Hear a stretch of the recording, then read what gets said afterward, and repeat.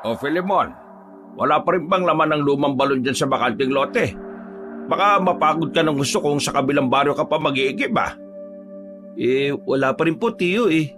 Tuyong-tuyo pa rin yung ilalim nun. At mukhang magkakaroon lang ng naman yun kapag muling umulan. Ito talagang mahirap dito sa baryo natin no? Kapag sobrang tag-init, wala rin tayong magagamit na tubig. Pabuti pa sa kabilang layon Hanggang ngayon, may mga laman pa yung balon doon. Sa ilog, nasubukan mo na bang magukay ng pansamantalang balon doon?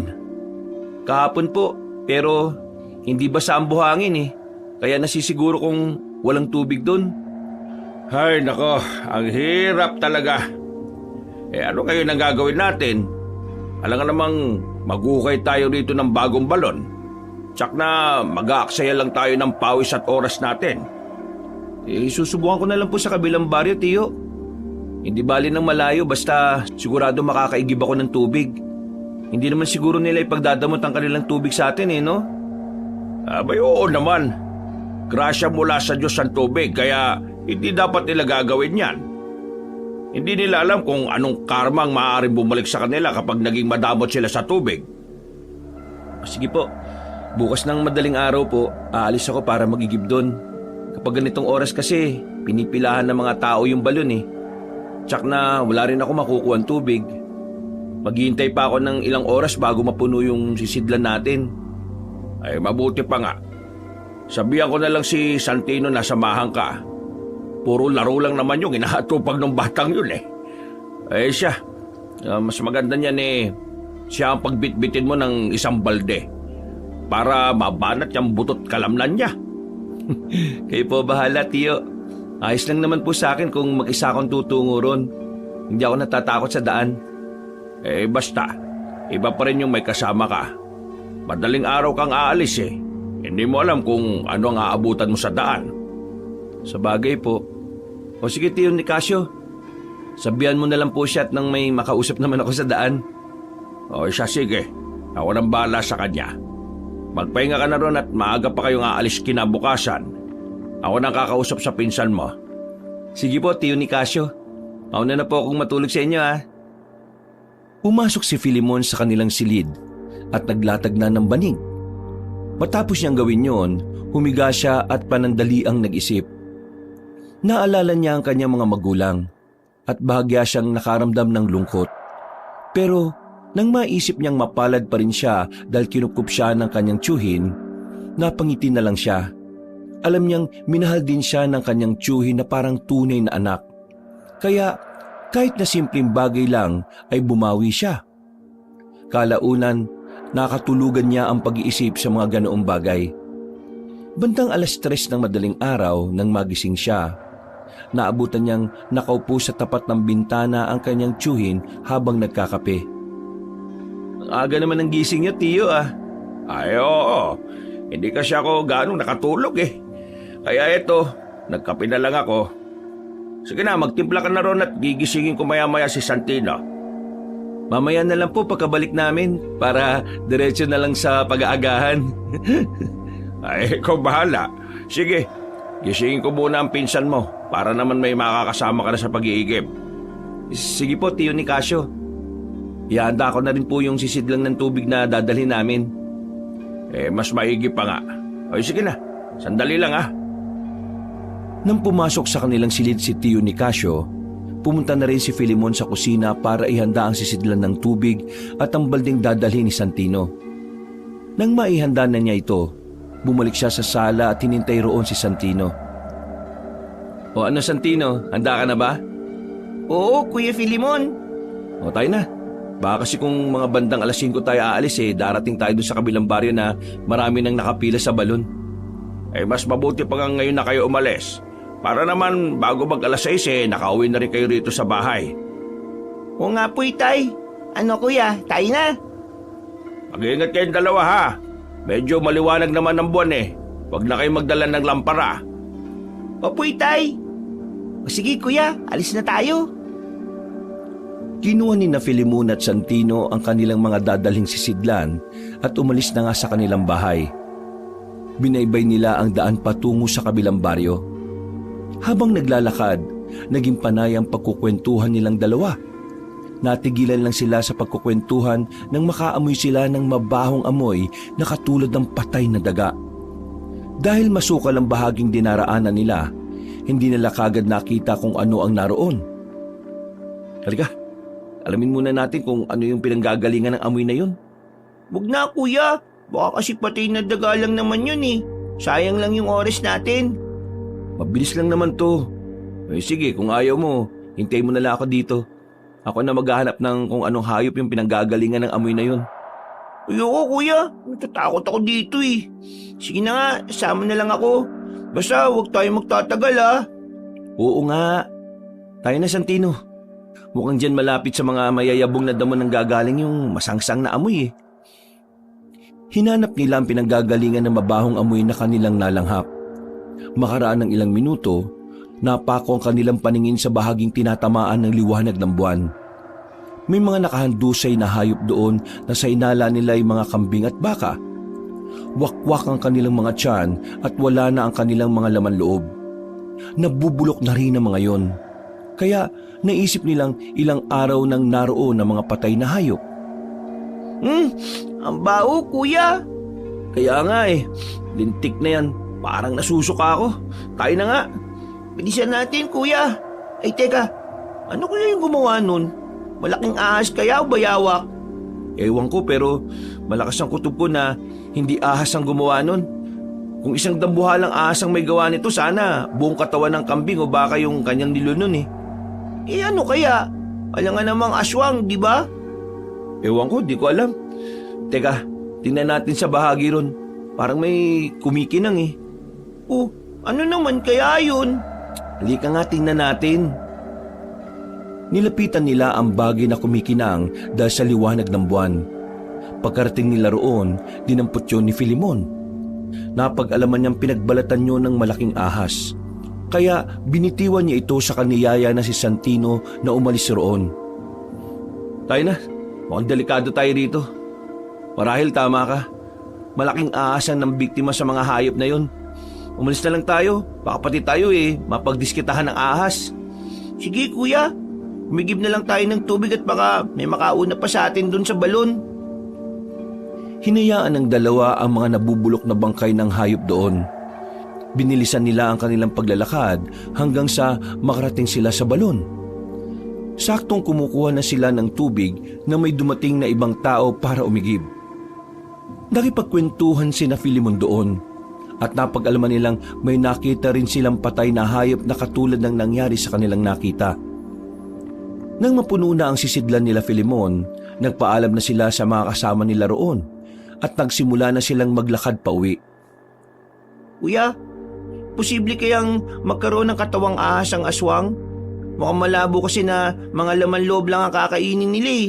Hindi ba madalas nilulunok ng buo ng ahas ang kanilang biktima? Yan din ang pagkakaalam ko. Pero malay natin, ibang uri pala ng ahas ang gumawa nun. Ang gawin na lang natin, mag-ingat tayo. Baka mamaya makasalubong natin yung ahas na yun at pati tayo maging biktima niya. Oo nga po kuya, lalong-lalo ka na. Minsan ginagabi ka na sa pag-uwi. Tapos umiigib ka pa ng tubig sa mandaling araw. Huwag ka mag-alala, mag-iingat naman ako eh. Ay, siya nga pala, kakausapin ko yung tatay mo na huwag na kitang isama sa pag-iigib. Mukhang delikado ang sitwasyon eh. Baka sa susunod, makasalubong na natin yung dambuhalang ahas at habulin niya tayo. Magiging kargo di konsensya pa kita eh. Wala namang masamang mangyayari sa akin kuya. Kahit nasasamahan pa kita kada igib mo ng tubig. Basta, iniisip ko lang naman yung kaligtasan mo eh. Baka sa susunod, hindi lang mga hayop ang nagkalat sa daan, kundi pati ng mga bangkain ng tao. Diyos ko, wag naman sana. Hindi na nasagot ni Santino ang kanyang kuya Filimon. Ang binata naman, minabuting ituon ang kanyang pansin sa paglalakad. Noong lumaon, nakarating na sila sa kanilang bahay. Dahil maliwanag na ang paligid, nagpasya na silang kumain ng agahan at uminom ng kape. Habang nag-aagahan, lumapit si Tiyo Nicasio sa kanila. Tay, alam niyo po ba, may nakita kami kaninang mga patay na hayop malapit sa mayabong na damuhan. Ano naman ang may gawa nun? Marami ba? Ilang katawan lang naman po ng kambing at baka. Hindi talaga namin alam kung ano yung may gawa nun eh. Pero malakas ang aming kutob na malaking ahas ang pumatay sa mga yon para maging pagkain. Paano nyo naman nasabi? Sana kung talagang ahas yun, dapat mga buto na lang ang nakita nyo. Niluluno kasi ng buo ng ahas yung kanilang biktima eh. Alam naman nyo yun, hindi ba? Pero may nakita po kaming pinagbalatan ng ahas doon. Malaki siya. Halos kasya nga siguro yung katawan ko ron eh. Diyos ko, ano na nangyayari sa bayan natin? Tagtuyot na nga, may mga ahas pang gumagala para mambiktima. Ay nako, wag naman sanang umabot sa oras na magkaroon din ng malawakang tagutom. Baka magpatayan na mga tao para lang may makain. Yan nga rin po ang inaalala ko eh. Mas maigi siguro kung ngayon pa lang maganda na tayo, Tiyo. Ay sige, mabuti pa nga. Para kung sakaling wala nang ganong makain hindi tayo magugutom. May naipon pa akong pera dyan. Bibili tayo ng sako ng bigas para maging handa tayo. Sige po, idadagdag ko na rin po yung ipon ko para hindi tayo kukulangin. Pagkatapos kumain ni na Filemon, binasag niya ang kanyang alkansya at ibinigay ang kanyang pera sa kanyang tiyuhin. Nagpunta naman sa bayan si Tiyo Nicasio para bumili ng 3 sako ng bigas. Nung sina Filemon na lang at Santino ang naiwan sa bahay, nagpasya silang isalin sa tapayan ng kanilang mga inigib na tubig at nang makapunta ulit sila sa kabilang baryo para mag-igib. Pero bago sila umalis, hinintay na muna nilang makabalik si Tiyo Nicasio. Si Filemon pa ang bumuhat ng mga sako ng bigas at inuwi sa kanilang bahay. Matapos yun, nagpahinga siya ng kaunti, saka nagpasya na silang magpaalam. Tiyo Nicasio, siguro mas mabuti kung ako na lang po mag-isang mag-iigib ng tubig. Oh, bakit naman? May problema ba? Inaaway ka ba ng pinsan mo? Ay, hindi naman po. Naisip ko kasing delikado na panahon ngayon eh. Baka mamaya makasalubong namin yung dambuhalang ahas at baka ano pa yung mangyari sa kanya. Kung hindi ako sasama sa iyo, kuya, paano kung may mangyaring hindi maganda sa iyo sa daan? Walang tutulong sa iyo. Isa pa, kaya ko naman ang sarili ko eh. Tama si Santino. Isama mo na siya at nang may katuwang makakausap. Walang masamang mangyayari sa iyo. Malaki ang tiwala ko sa Diyos na hindi niya kayo pababayaan. Sige po, Tiyo, kung yan po ang gusto nyo. Paano? Aalis na kami ni Santino. Baka sakaling makasalok agad kami ng tubig doon at makauwi na ng mas maaga. Ay sige na, umalis na kayo. Dalhin nyo na lang yung gasera at itak. Paniguradong gagawin kayo niya sa pag-uwi. Sige po, Tiyo Nicasio. Kinuha ni Filemon sa kanilang kusina ang gasera, posporo at saka yung itak. Pagkatapos nito, ibinigay niya yon kay Santino at siya na ang bumitbit ng mga sisidlan nila ng tubig. Nagpaalam sila kay Tiyo Nicasio at agad na pumunta sa kabilang baryo. Pagdating nila sa balon, nakita nilang napakaraming nakapila roon. Minabuti nilang maghintay na lang nang sa ganon ay may madadala silang tubig sa kanilang pag-uwi. Madilim na ang paligid nang nakasalok sila ng tubig, kaya sinindihan nila ang kanilang gasera kahit na hindi pa napupuno ang kanilang mga sisidlan. Kuya, paano na to? Naabot na tayo ng dilim. Bilisan lang natin ang paglalakad ah. Baka kasi kung ano pa yung makasalubong natin eh. Mamaya, baka may nakaharang palang malaking ahas sa dadaanan natin. Sige lang, may panlaban naman tayo eh. Isa pa, di naman siguro lalabas ngayong gabi yung ahas na yun. Kapag busog sila, bumabalik sila sa kuta nila eh. At doon nagpapatunaw ng kinain nila. Lalabas na lang ulit sila kapag nagutom na. Ah, ganun po pala yun? Oo, nabasa ko yan dati sa isang libro. O sige na, tayo na't puno na yung mga sisidlan natin ng tubig. Sige Kuya Filemon, ikaw nang mauna at mabigat yung dala mo eh. Huwag kang maglala, tataas ko na lang yung kasera para makita mo pa rin yung unahan mo. Oo, mas mabuti nga yan. O sige na, umuwi na tayo. Nung nagsimula na silang maglakad, nagpakwento si Santino kay Filemon patungkol sa kanyang mga magulang. Magiling namang nagkwento ang binata at isinalaysay niya ang lahat ng kanyang naalala patungkol sa kanyang ama't ina. Nasa kalagitnaan na sila ng kanilang paglalakad Nang makaamoy sila ng malansa, nagkatitigan sila at pareho silang nagtanong kung ano ang pinanggalingan ng amoy na yon. Yan na natin yan. Umuwi na lang tayo at paniguradong hinihintay na tayo ng tatay mo. Oo nga kuya, magtataka yun kung bakit ganitong oras na tayo nakauwi eh. Paano ba naman? Maraming mga taong nakapila sa balon. Mabuti nga't may nasalok pa tayong tubig eh. Kaya nga eh, di bale, kahit mahirapan tayo sa pag-iigib, ang importante, may bigas na tayo ron. Kahit 5 buwan pang maging ganito ang ating sitwasyon, hindi tayo magugutom. Pero nakakapagod po ang mag-igib. Buti sana kung merong mga agimat tayo. Tsaka na hindi tayo makakaramdam na kahit na kaunting pagod, di ba? Anong agimat ka riyan? Kalokohan. Sa mga pelikula at kwento lang yan, ano? Mas maniniwala pa ako sa mga aswang kaysa dyan eh. Pero alam mo kuya, naniniwala ako sa mga agimat na yan. May mga kinuwento kasi yung mga kaibigan ko sa akin patungkol dyan eh. Santino, basta't wala kang nakikitang patunay, huwag kang maniwala. Lahat ng mga kwentong walang pruweba, nagiging opinyon na lang yan. Eh bakit? Napatunayan mo na ba na may aswang kuya kaya naniniwala ka? Hindi nakasagot si Filimon. Ipinagpatuloy nila ang kanilang paglalakad hanggang sa makarating sila sa kasukalan kung saan nila nakita ang mga nabubulok na katawan ng mga hayop. Binilisan nila ang paglalakad para makaalis kagad doon. Nung ilang metro na ang kanilang layo, napalingon pa si Filimon. Napalunok siya ng kanyang laway nang may makita siyang nilalang na mabilis kong gumalaw. Sa hindi niya inaasahan, munti ka na siyang matisod. Mabuti na lang nagawa niyang ibalanse ang kanyang katawan. Bakit kuya? May problema ba? Bakit natisod ka? Halika nga rito, Santino. Lapit mo yung gasera at may gusto na ako makita. Ano yung nakausli sa dinaanan mo? Sandali kuya. Ha? Hindi. Katawan ng tao. Sariwa pa yung dugo oh. Ibig sabihin, bago lang siya pinatay. Sino kaya may gawa niyan kuya? Wakwak ang tiyan oh. Parang kinagat ng isang dambuhalang hayop. Hindi aasang may gawa nito. Paniguradong may aswang na gumagala rito sa baryo natin.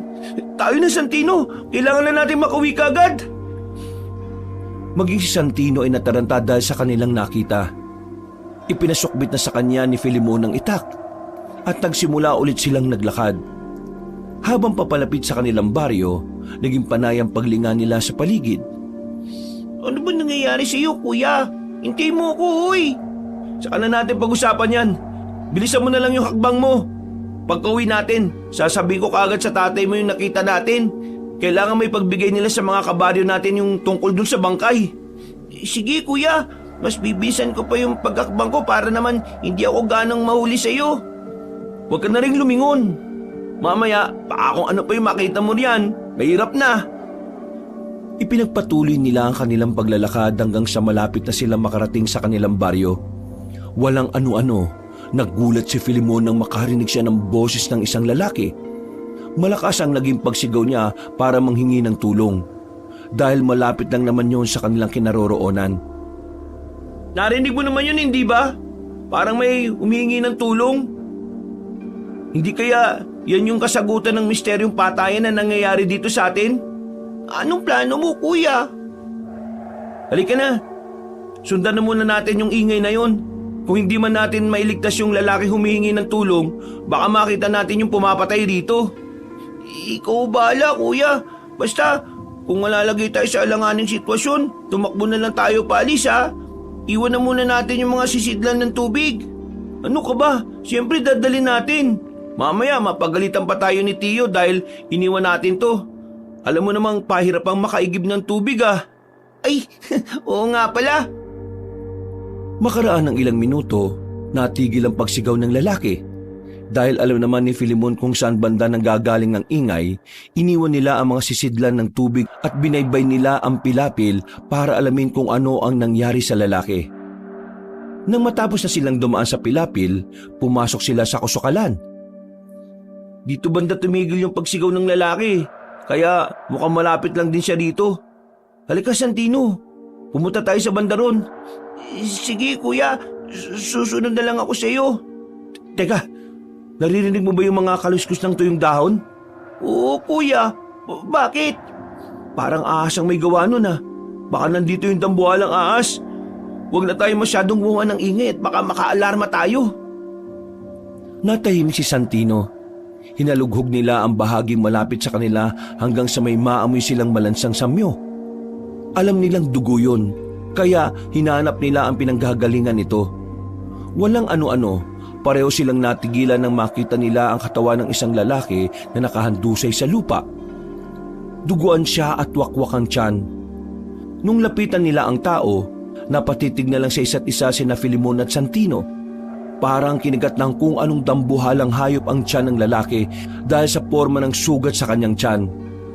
Inusisa nila ang katawan nun at napagtanto nilang wala na yung buhay. Kuya, baka hindi pa nakakalayo kung ano man yung gumawa nito si lalaki. Oo nga, kaya huwag ka nang lalayo sa akin ha, diyan ka lang. Magmatsyag ka na rin sa paligid at baka sinusugod na pala tayo. Oo, kuya. Itinaas ko na nga ng gusto itong gasera para mas malapad ang masasakop na liwanag nito eh. Teka, may mga buhok ng tao malapit dito sa bangkay ng lalaki ah. Mahaba at parang makakapal. Hindi ito buhok ng isang tao. At kung may buhok yung umatake sa lalaki, sigurado na hindi siya isang ahas. Ano naman yung posibleng gumawa nito, kuya? Yan ang hindi ko rin alam. Iisa lang ang nasisiguro ko. Hindi taong gumawa nito at hindi rin isang ahas. Tayo na kaya, kuya. Ilang minuto na tayo nandito eh.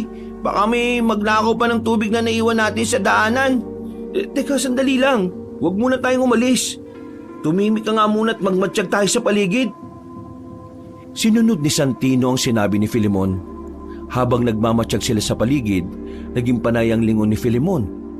Napapasinghot na rin siya sa hangin hanggang sa may maamoy siyang malansa. Makaraan ng ilang minuto, may napansin silang bahagi roon na parang dinaanan ng isang dambuhalang ahas. Napatakbo malapit doon si Filemon at tinawag niya si Santino para lumapit doon. Nang nakalapit na ang kanyang pinsan, hiniram nito ang gasera at inilawan ng isang ugat na nakausli. May balat na nakakapit sa ugat na nakalitaw sa lupa at mukhang dito rin sa bahaging to dumaan yung dambuhalang nilalang. Sandalit, kukunin ko yung balat na ito. Sige, kuya. Patingin na rin kung balat ng ahas ba yan o ano. Balat ng ahas to. Pero kaibahan lang, mas makapal ito kaysa sa inaasahan ko. Parang balat ng tao na makapal eh. Ewan ko ba, kuya? Naguguluhan na ako. Hindi ko alam kung anong nandirito't nang bibiktima. Parang hindi naman ahas yan eh. Pero bakit kung gumalaw ay katulad talaga ng isang ahas? Hindi ko rin alam kung bakit Pareho silang natigilan nung may marinig silang pagkalusko sa hindi kalayuan. Napatitig silang pareho doon. Agad na nagwika si Filemon na susundan nila ang ingay. At hindi naman tumutol ang kanyang pinsan.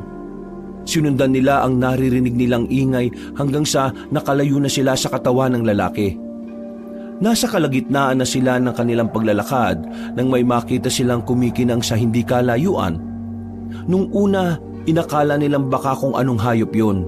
Pero nang lapitan nila, nalaman nilang pinagbalatan pala yun ng isang dambuhalang ahas. Aba, kasya pa yata yung buong katawan ko dyan ah. Subukan ko ngang isuot yan, kuya. Wag na, baka mamaya may lason pa yan at kung ano pa mangyari sa'yo. Halika na, pumunta tayo sa banda ron.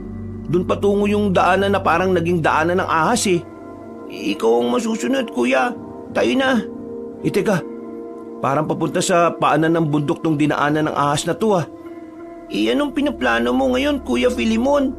Huwag mong sabihin na susundan ko yung daanang ito kahit na patungo pa ito sa bundok. Hindi ako titigil hanggat hindi ko nalalaman kung anong totoo eh. Malapit lang naman dito sa atin yun. Babalik din ako kagad. Sige na Santino, umuwi ka na sa atin at pabayaan mo na lang ako dito. Hindi kuya, sasamahan kita. Baka mamaya kung paano ka, walang mag-aalalay sa'yo. Pero baka pagalitan ka na ni Tiyo eh. Kung papagalitan niya ako, paano ka naman? Mas magagalit yun sa gagawin mo eh. Sige na, pumayag ka ng sumama ako. Kailangan mo rin na magdadala nitong gasere. Hindi na nga.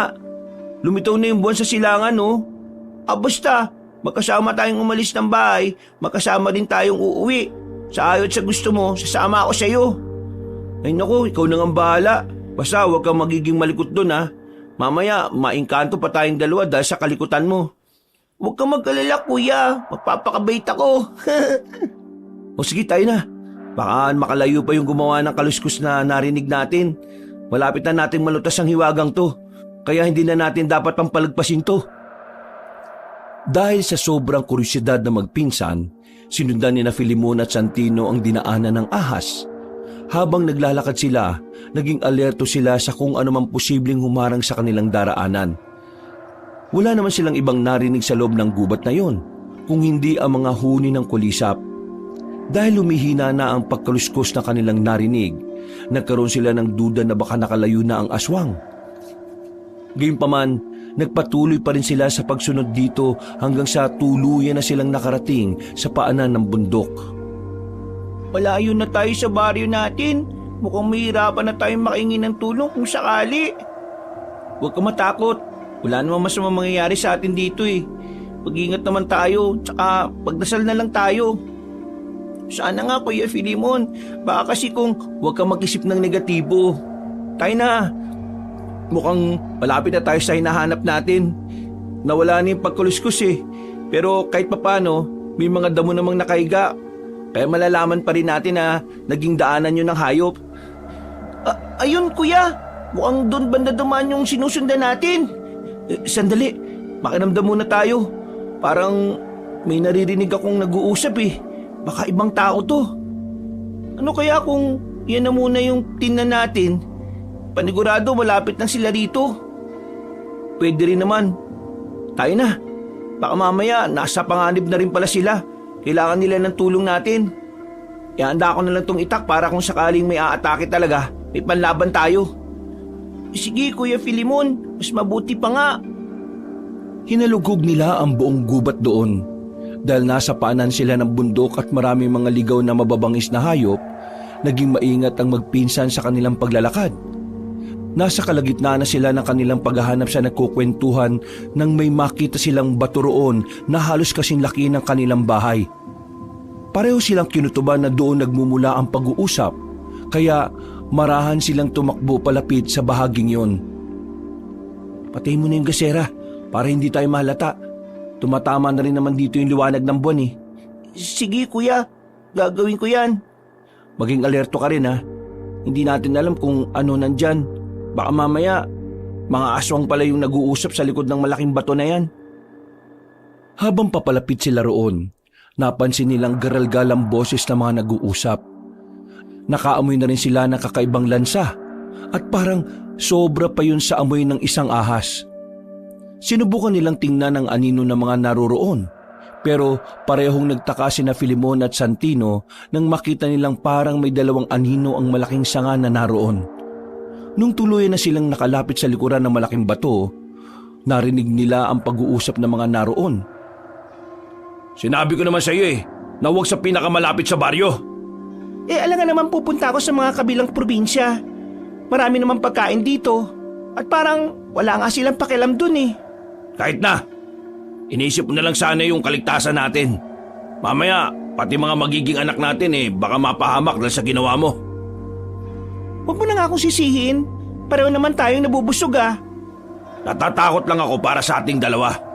Hindi ko kaya kung may mangyari masama sa'yo.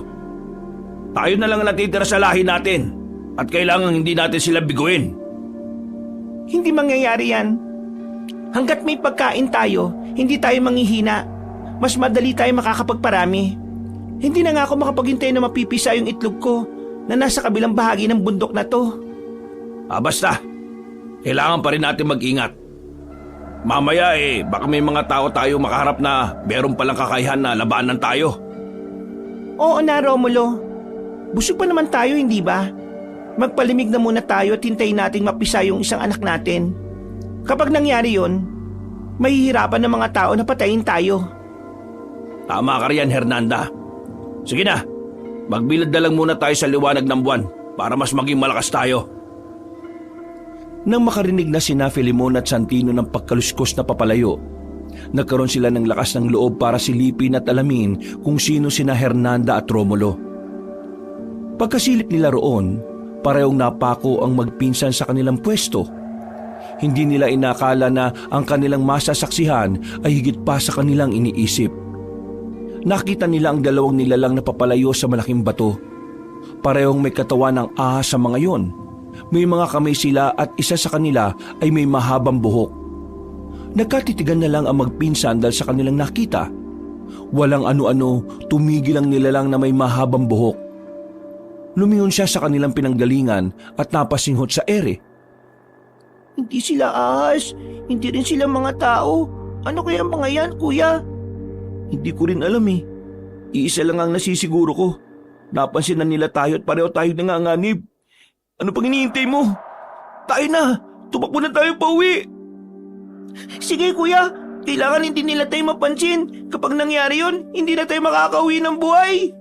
Huwag ka muna mag-isip ng ganyan. Kapag nakalis tayo dito at makalabas na tayo sa gubat, sisigaw tayo para makahingi ng tulong.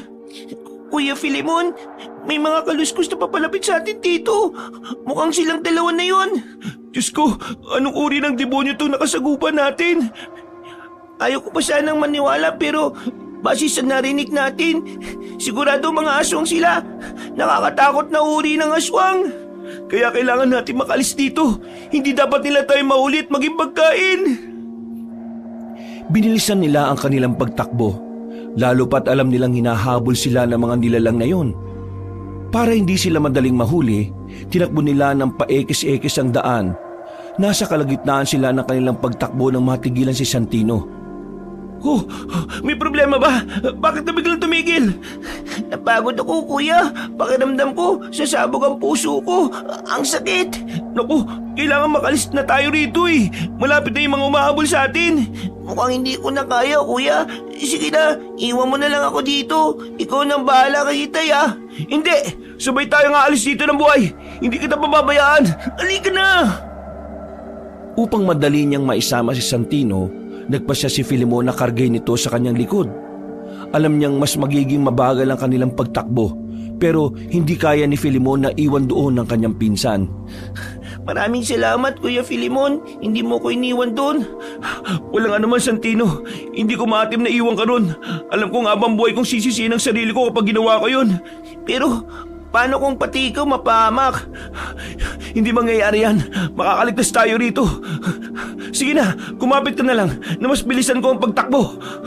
Mukhang hindi pa rin tumitigil at malapit na nila tayong maabutan. Mas binilisan ni Filemon, pero dahil may karga siya, mas mabagal yun kaysa sa nauna niyang pagtakbo. Sa hindi niya inaasahan, bigla siyang natisod. Pareho silang tumilapo ni Santino at pareho rin silang napasigaw. Dahil sa nangyari, nabasag ang kanilang gasera at kumalat ang apoy sa unuhan nila. Parehong napatayo o magpinsan nang makita nila kung saan natisod si Filemon. Tumakbo ka na, Santino! Iwan mo na ako dito! Iligtas mo sarili mo! Hindi kita iiwan, kuya. Dito lang ako. Pero baka pati ikaw kainin ng mga dambuhalang ahas na yun. Malapit na sila! Pag-ungol na lang ang naging sagot ni Santino kay Filemon. Saktong pagkatayo nilang dalawa, pinuluputan sila ng malaking ahas. Mas malaki pa yon sa tubong ginamit sa paggagawa ng balon. Kaya pareho silang kinabahan. Alam nilang magagawa silang lulunin ng ahas na yon. Kaya nagsimula na sila sa kanilang pagdarasal at kahit papaano nakakaya pa nilang magsalita ng hindi gaanong nahihirapan. Kuya, anong gagawin natin? Kakainin tayo ng ahas na ito. Kumalma ka muna. Kapag naramdaman ng ahas na to na gumagalaw tayo, mas hihigpitan pa niya yung pagkakalingkis niya sa atin. Sige kuya, yan ang gagawin ko. Sana naman may dumating dito para tulungan tayo. Kahit na malabong mangyari yan, kailangan pa rin nating umasa. Yan na lang din ang sandata natin sa ngayon. Hindi ko rin si maigalaw yung mga kamay ko kaya hindi ko makukuha ang itak na nasa bewang ko. Habang nahihirapan na magpinsan dahil sa ginagawa ng aswang, nakatingin naman sa kanila ang dalawang nilalang. Mapupula ang mga mata nito at naglalaway pa habang sumisingot sa direksyon ni na Filemon. May kung anong pinagbubulungan ng dalawa. Kaya nagkaroon ng kutob si na Filemon na baka may binabalak ang dalawa laban sa kanila. Nasa ganong kalagayan sila na may mapansin si Filemon na gumagalaw sa hindi kalayuan. Tiningnan niya kung mabuti yun at nakita niyang may isang matandang lalaki roon na nakamasid sa kanila. Sa isang pagkisap ng mga mata ng binata, biglang nawala ang matanda at hindi na niya ito nakita pa. May nakita ka rin bang matanda na nakatingin sa atin? Matanda? Saan banda, kuya? Wala naman ah. Dito malapit sa puno. Nakamasid lang dito sa atin. Hindi ko alam kung ano ang pakay niya.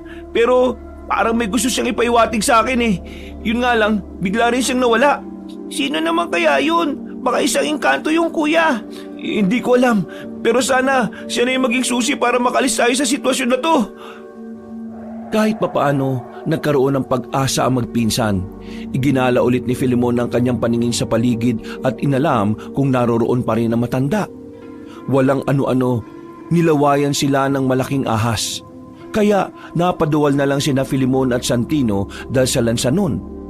Nasa ganong sitwasyon sila nang maibaling nila ang kanilang pansin sa dalawang nilalang. Sino kayong dalawa? Bakit nandito kayo sa kuta namin? Ano ang kailangan nyo? Mukha yatang gusto nyong maaga mamatay ah. Kayo pa mismo mga pagkain namin ang lumapit dito. Hindi bale. Panonoorin na lang namin kayong mamatay dyan. Pero kapag pinakawalan kayo ng kaibigan namin, alam mo na kung anong ibig sabihin yun, Romulo. Tayo ang kakain sa kanila. Hindi mangyayari yan. Alam kong merong magliligtas sa amin. Huwag kang umasa. Mabibigo lang kayo. Natigilan na lang silang lahat nang may marinig silang pagtawag sa hindi kalayuan. Pinakinggan ng mabuti yon ni Filemon at nalaman nilang boses yon ng kanyang tiyo ni Casio. May narinig din silang ibang boses na sumisigaw, kaya naisip niyang mga kasama yon ng kanyang tiyuhin. Ha? Mga tao, magtago na muna tayo, Romulo. Baka marami sila at mahirapan tayo. Hindi, dito lang tayo. Ayaw mo nun? Marami tayong magiging pagkain. Saka na tayo kakain ulit. Mas importante sa ngayon ang kaligtasan natin. Kung gusto mo, mauna ka na. Dito na lang ako at aabangan ko ang mga tao. Nagugutom ako kapag naaamoy ko sila eh. Isipin mo magiging anak natin. Halika na. May pagkakataon pa naman sa susunod ah. Dahil sa pamimilit ng babae sa kanyang asawa, nakumbinsi niya ito at sabay silang umalis. Nang wala ng dalawa, ibinuka ng malaking ahas ang kanyang bunganga at naganda na ito para kainin sila. Noong lulununin na sana nito sina Filemon at Santino, biglang dumating si tiyo ni Casio na may hawak na sulo at itak. Kasama niya ang 10 kalalakihan na kanayon nila. Filemon, ano nangyari? Bakit kayo napunta rito? Saka na kami magpapaliwanag, tiyo. Kailangan muna namin makawala rito. Tulungan niyo po kami, tay. Mas umihigpit na yung pagkakapulupot sa amin ng ahas na ito. Ang kasama, lapitan natin ang ahas na yan at patayin. Mag-iingat kayo, tiyo. Malakas ang ahas na to. Kami nang bala. Sige na mga kasama, patayin natin ang ahas na ito at katayin natin pagkatapos. Paniguradong marami-rami pulutan nito. Bukas, buong araw tayong iinom ng tuba. Sagot ko! Pinagtulungan tagain ng mga tao ang malaking ahas. Nabitiwan naman ito sina Filemon at Santino, kaya pareho silang napalumpasay sa lupa. Dahil sa ginawa sa kanila ng ahas, nang hina silang dalawa. Pinanood na lang nila sina tiyo ni Casio habang nilalabanan ang malaking ahas. Kalaunan, dahil sa dami nila, naging mabilis ang paghina ng aswang. Napuno ng sugat ang kaniyang katawan hanggang sa tuluyan siyang namilipit habang nakahandusay sa lupa. Noon din, inundayan siya ng pagtaga ng mga tao. Hinati nila sa napakaraming parte ang katawan ng ahas. Maraming salamat sa inyo, tiyo ni Casio.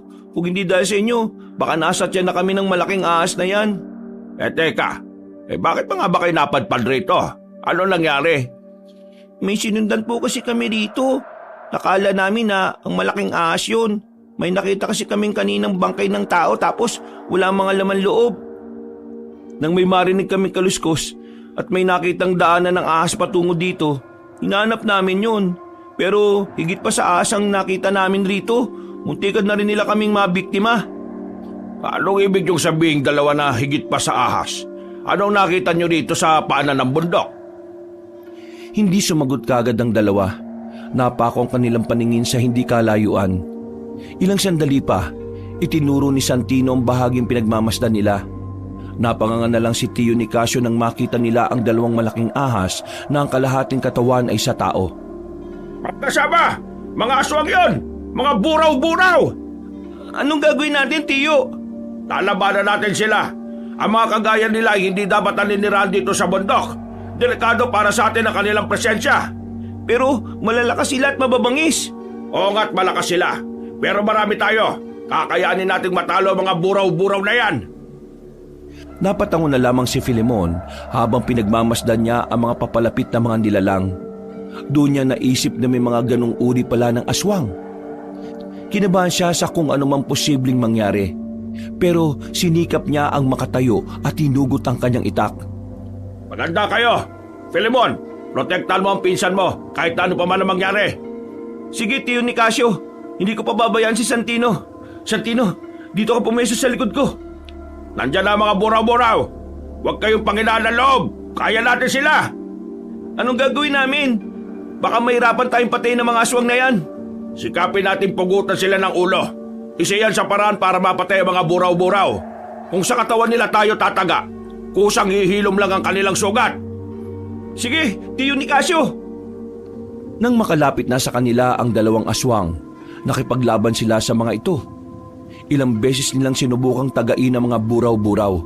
Pero dahil maliliksi ang paggalaw ng mga nilalang, puro daplis lang sa katawan ang natanggap ng mga yon mula sa mga tao. Romulo, mabubusog tayo nito. Marami ang nakahain sa ating pagkain. Oo, asawa ko. Nakakatuwa silang tingnan. Kahit anong gawin nila, hindi nila tayo matatalo. Nag-aaksaya lang sila ng kanilang lakas. Huwag kayong makampante. Baka yan ay kapahamak ninyo.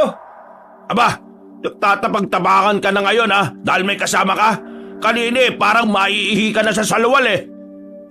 Dahil ibinaling ng dalawang buraw-buraw ang kanilang pansin kina Filemon at Santino, hindi nila napansin ang paglapit sa kanila ng mga tao. Ilang beses na sinubukan ng mga taga-nayo na tagain ng mga aswang, pero gaya ng sabi ni Tio Nicasio, naghihilom lang ng kusa ang mga sugat nito. Sa hindi inaasahan ng mga tao, bigla silang hinagupit ng mga buntot ng dalawang aswang. Nagsitilapon sila at nabitiwan nila ang kanilang mga itak. Filemon, tumakas na kayo ni Santino. Iligtas mo ang pinsan mo. Pabayaan mo na kami rito. Hindi, tutulong ako sa inyo. Baka kaya natin patayin ang mga aswang na yan. Hahakbang na sana si Filemon para lapitan ng lalaking buraw-buraw, pero biglaan itong gumalaw. Sinunggaban noon ng tatlo ng mga taong kababangon pa lang at kinain nito ang kanilang kalahating katawan. Napasigaw na lang si Santino nang makita niya kung paano bumagsak sa lupa ang pang-ibabang bahagi ng katawan ng mga kanayo nila. Walang ano-ano, hinarap ng babaeng aswang sina Filemon. Nanggigigil ako sa inyo. Ang bango ng laman ninyo at nakakauhaw ang dugo ninyo. Sige, sumugod kayo rito sa amin. Tingnan natin kung hindi kita pugutan ng ulo. Bago mo pa magawa yan, papatayin muna kita, babaeng aswang. Bumuelo si Tio Nicasio saka lumundag. Alam ni Filemon na balak ng kanyang tiyuhin na pugutan ng ulo ang nasabing buraw-buraw, kaya sumugod na rin siya para makuha niya ang atensyon ng aswang. Napangisi lang ang nilalang nang makita niyang tatagain siya ng binata. Sa halip na si Filemon ang bibigyan niya ng pansin, napalingon siya kay Tio Nicasio. Gumanga ito at binalak sanang lapain ang tiyuhin ni Filemon. Bago pa noon magawa ng aswang ang kanyang binabalak, buong lakas siyang tinaga ni Filemon sa buntot. Napaangil na lang ang nilalang at napangisi rin ang binata nang makita niyang malalim ang naging sugat ng aswang. Ninungon siya ng buraw-buraw. Bago pa man makaatras si Filemon, hinambalos na siya ng buntot nito. Napamurang binata at dahil sa lakas ng pagkakatilapon niya, nabitawan niya ang kanyang itak. Napatitig siya sa mga tao at nanlumo siya nang makitang halos lahat sa kanila ay nakahandusay na sa lupa at wala ng buhay. Tio Nicasio, mag-iingat kayo. Iilan na lang tayo natitira rito. Santino, puntahan mo ang pinsan mo at umalis na kayo rito bago pa mahuli ang lahat. Paano kayo, Tay? Paano kung anong gawin sa inyo ng buraw-buraw na yan? Huwag mo akong intindihin. Ang importante ay makaligtas kayo. Mahal ko kayong dalawa. Sige na, puntahan niyo ang inyong pinsan. Hindi, lalaban din ako. Sandali, at hahanapin ko lang ang itak ko. Kung banda sa akin ang dalawang yan. Wag! Bitiwan mo ako! Pakawalan mo ako, buraw-buraw! Sige na, Filimon! Huwag ka na magmatigas! Isama mo na sa magtaka si Santino! Saktong pagkakita niya ng kanyang itak, napasigaw na si Santino. Pagkalingon ni Filimon, nagulat siya nang makitang nakahanda na ang buraw-buraw para lapain siya. Dahil dito, isinalampak niya ang kanyang itak sa bunganga ng nilalang para hindi nito maisara ang bibig niya at hindi siya nito makagat. Noon din, napahiyaw si Santino. Ibinaling naman agad ng binata ang kanyang pansin sa pinsan niya. Kuya Filimon, si tatay, nilalapa ng aswang. Iligtas natin siya. Wala tayong magagawa. Tumakas na tayo rito. Wala tayong laman sa mga buraw-buraw na yan. Kailangan makalis na tayo. Hindi ko iiwan dito si tatay. Kung gagawin mo yan, pati ikaw ay mabibiktima ng mga buraw-buraw. Ayaw ng tatay mo na mapahamak ka. Lumaban na lang tayo ng patayan. Ayun, may itak na tumilapon doon. Sandali, kukunin ko. Wag na nga. Kailangan makalis tayo rito. Habang abala pa ang mga aswang sa pagkain sa mga laman loob ng mga tao. Pero kuya, si tatay, paniguradong kakainin din siya ng mga aswang. Pabayaan na lang natin siya. Ang gusto niya ay tumakas tayo dito. At yan ang ating gagawin. Hinila ng binata ang kanyang pinsan para tumakas. Napalingon pa sila sa mga buraw-buraw at nakita nitong pareho kung paano kainin ng isang aswang ang laman loob ni Tio Nicasio. Napasigaw na lang ng malakas si Santino dahil sa nangyari. Pinakalma naman siya ni Filimon at ipinaliwanag na kailangang hindi sila makagawa ng ingay. Dahil naman sa biglang pagsigaw ni Filimon, napansin sila ng mga buraw-buraw. Nabahala ang magpinsan nang makarinig sila ng pagkaluskos at nang mapalingon sila, nakita nilang hinabol sila ng dalawang aswang. Mas naging mabilis pa ang mga ito at makaraan lang ng ilang sandali nasa likuran na sila ng mga ito. Akala ba ninyo makakalis kayo rito? Hindi! Kulang pa ang kinain namin. At kung kakainin namin ng mga laman loob nyo, paniguradong mabubusog na kami. Magagawa nyo lang yan kung mapapatay nyo kami. Yun ay kung magagawa ninyo. Nasa langanin na kayong sitwasyon pero nagagawa nyo pa rin magyabang? Hindi bale, pare-pareho lang naman ang lasa ng mga laman loob ninyo. Unahin na natin yung mas bata. Mas malasa ang laman yan, lalo na ang atay. Hindi sumagot si Filimon sa sinabi ng lalaking buraw-buraw. Napahawak siya ng maigpit sa kanyang itak at walang pagdadalawang isip na sumugod dito. Napaangil naman ang dalawang aswang dahil sa ginawa ng binata. Bago pa man makalapit si Filimon sa kanila, hinagupit na siya ng buntot ng babaeng buraw-buraw. Tinamaan pati si Santino, kaya pareho silang tumilapon at tumama sa bahagi kung saan merong mga tinik na kawayan. Ayos ka lang ba, Santino? Walang niya, lahat yata ng parte ng katawan ko, natinikan ng kawayan. Ako din, anong gagawin natin? Baka hindi na tayo makaligtas sa mga aswang na yan. Bahala na, gagawin natin ang lahat ng ating makakaya para makalis dito. Sandali, tutulungan kita makabangon dyan. Kukunin ko lang tong iilang tinik na nasa balat ko. Kaya ko na to, kuya. Magagawa ko naman. Ha? Natigilan si Santino. Namilog ang kanyang mga mata at sumenya siya kay Filimon. Nagtaka naman ng binata kaya tumingin siya sa bahagi kung saan sumenyas ang kanyang pinsan. Namulagat din ang kanyang mga mata nang makita niyang naroon ang dalawang buraw-buraw at nakangisi sa kanila habang naglalaway. Inakala ba ninyong dalawa na makakalis kayo ng buhay dito sa paanan ng bundok? Mga kampo kayo ni Satanas! Pinatay niyo mga kanayo namin, pati na si Tio Nicasio! Wala kaming pakialam. Ang importante, nabusog kami at nagkaroon kami ng sabat na lakas. Alam kong darating ang araw na may makakatapat din kayo. Mapatay man ninyo kaming dalawa. Pero kapag dumating ang panahon na naisilang lang papatay sa inyo, mararanasan din ninyo ang ginawa niyo sa mga biktima ninyo.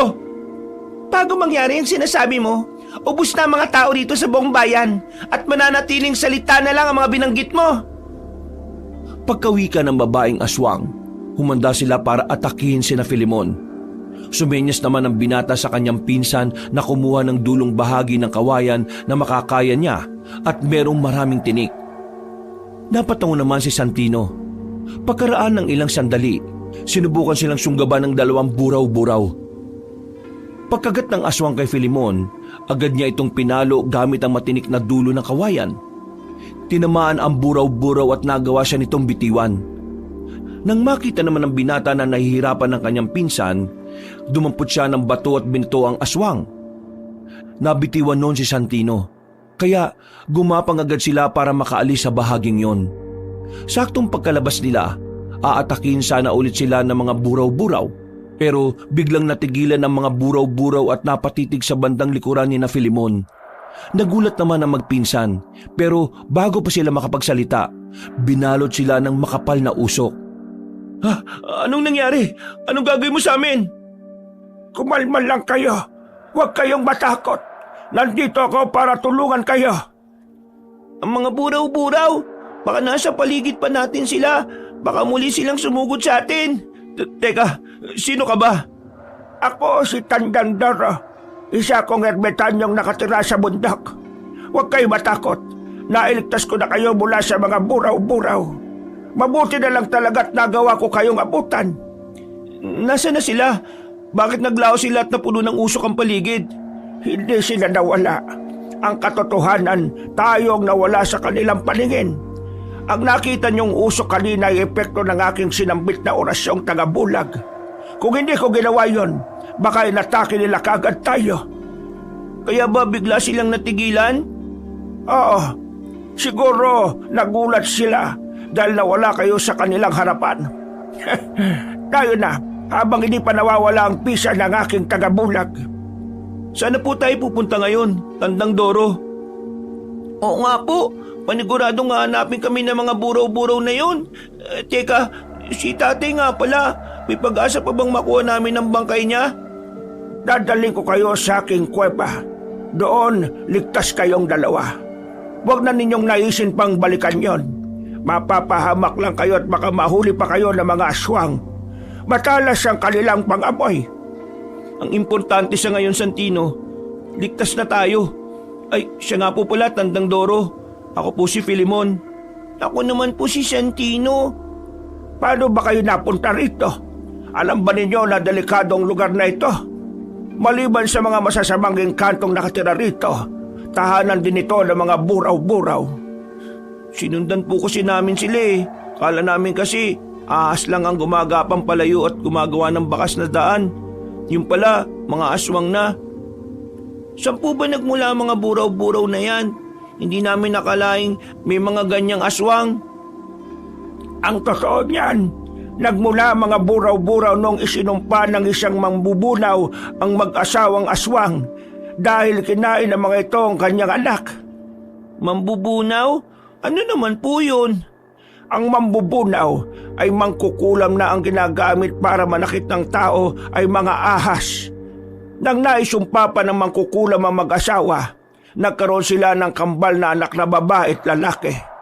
Sa takot ng mag-asawa na saktan ng mga tao ang kanilang anak, dinala nila ito sa isang bundok. Namuhay ang kambal sa kagubatan at kalaunan, nagkaroon ng mga anak. Magmula noon, ang kada buraw-buraw na mahuhuli ng mga tao ay pinapatay nila. At mukhang dalawa na lang ang natitirang buhay rito. Sina Romulo at Hernanda, yan ang pangalan nila. Tama, mababagsik sila. At sa katunayan yan, mas nauna pa silang mamalagi rito. Pero dahil sa antas ng aking kaalaman, natatakot silang makipagsagupa sa akin. Ang tanong lang, hanggang saan sila matatakot? Ayaw ko rin dumating ang araw at matatalo nila ako at itutulad nila sa iba nilang biktima. Wala naman po kayong dapat na ikatakot eh. Alam kong kaya nyo silang labanan. Nagawa ninyong mawala sa paningin nila eh. Napatawa na lang ang matandang ermitanyo sa sinabi ni Filimon. Nagpatuloy sila sa kanilang paglalakad at kahit papano, kampante ang magpinsan na hindi sila masusundan ng mga buraw-buraw. Hindi na nila naalaman kung gaano katagal silang naglakad hanggang sa makarating sila sa matarik na bahagi ng bundok.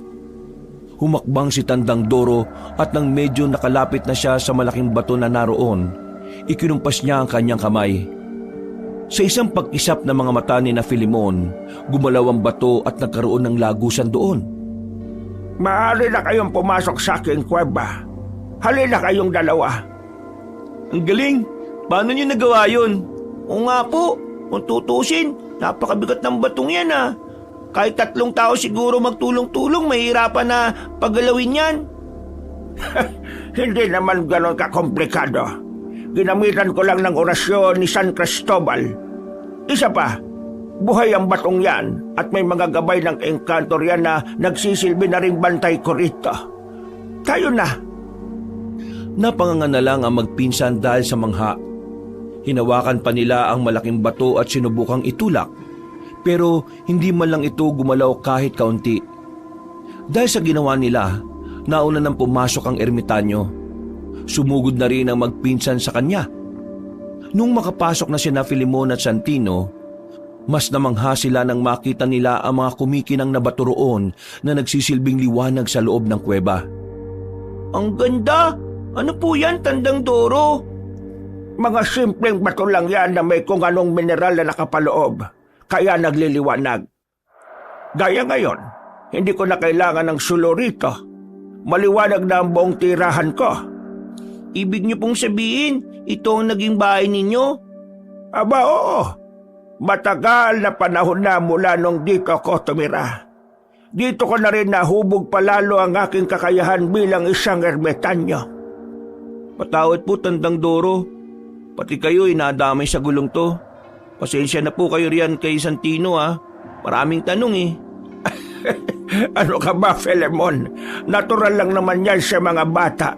Isa pa, hindi rin naman ako magsasawang sagutin ang tanong niya. Nakipagkwentuhan si Santino kay Tandang Doro hanggang sa lumaon, nakatulog na siya sa hita ng binata. Hinayaan na muna siya ni Filemon at nang sina Tandang Doro na lang at Filemon ang natitirang gising. Alam mo, Filemon, marami na ang nagtangkang patayin ang mag-asawang buraw-buraw na yan. Pero lahat sila ay nangamatay. Ewan ko nga ba, mukhang mga 30 taon lang nakakaraan. Bakit po nabigo sila? Hindi ba nila alam ang patungkol sa pagpugot ng ulo ng buraw-buraw? Siguro alam din nila. Pero baka hindi sapat ang kanilang kakayahan para pugutan ng ulo ang mga aswang na yon. Maliliksi sila. At kung mas mabagal kang gumalaw kaysa sa normal na paggalaw ng tao, magiging pagkain ka lang nila. Bakit po lumabas ulit yung mga yun? Sa 25 taon ko sa mundong ito, ngayon ko lang talaga sila narinig at nakasagupa. Matagal na silang nandito. Pero sa ibang lugar sila nang bibiktima. Baka nagkataon lang na wala silang naramdamang banta sa mga liblib na nayon dito kaya naisipan nilang dito manalasa. Napakawalang hiya talaga ng mga aswang na yan. Pati ang ama ni Santino, dinamay pa nila. Ikinalulungkot ko nangyari sa kanya. Napakalupit talaga ng mga buraw-buraw na yan. Wala silang awa kung pumatay. Balang araw, makakaharap din nila ang kanilang katapat.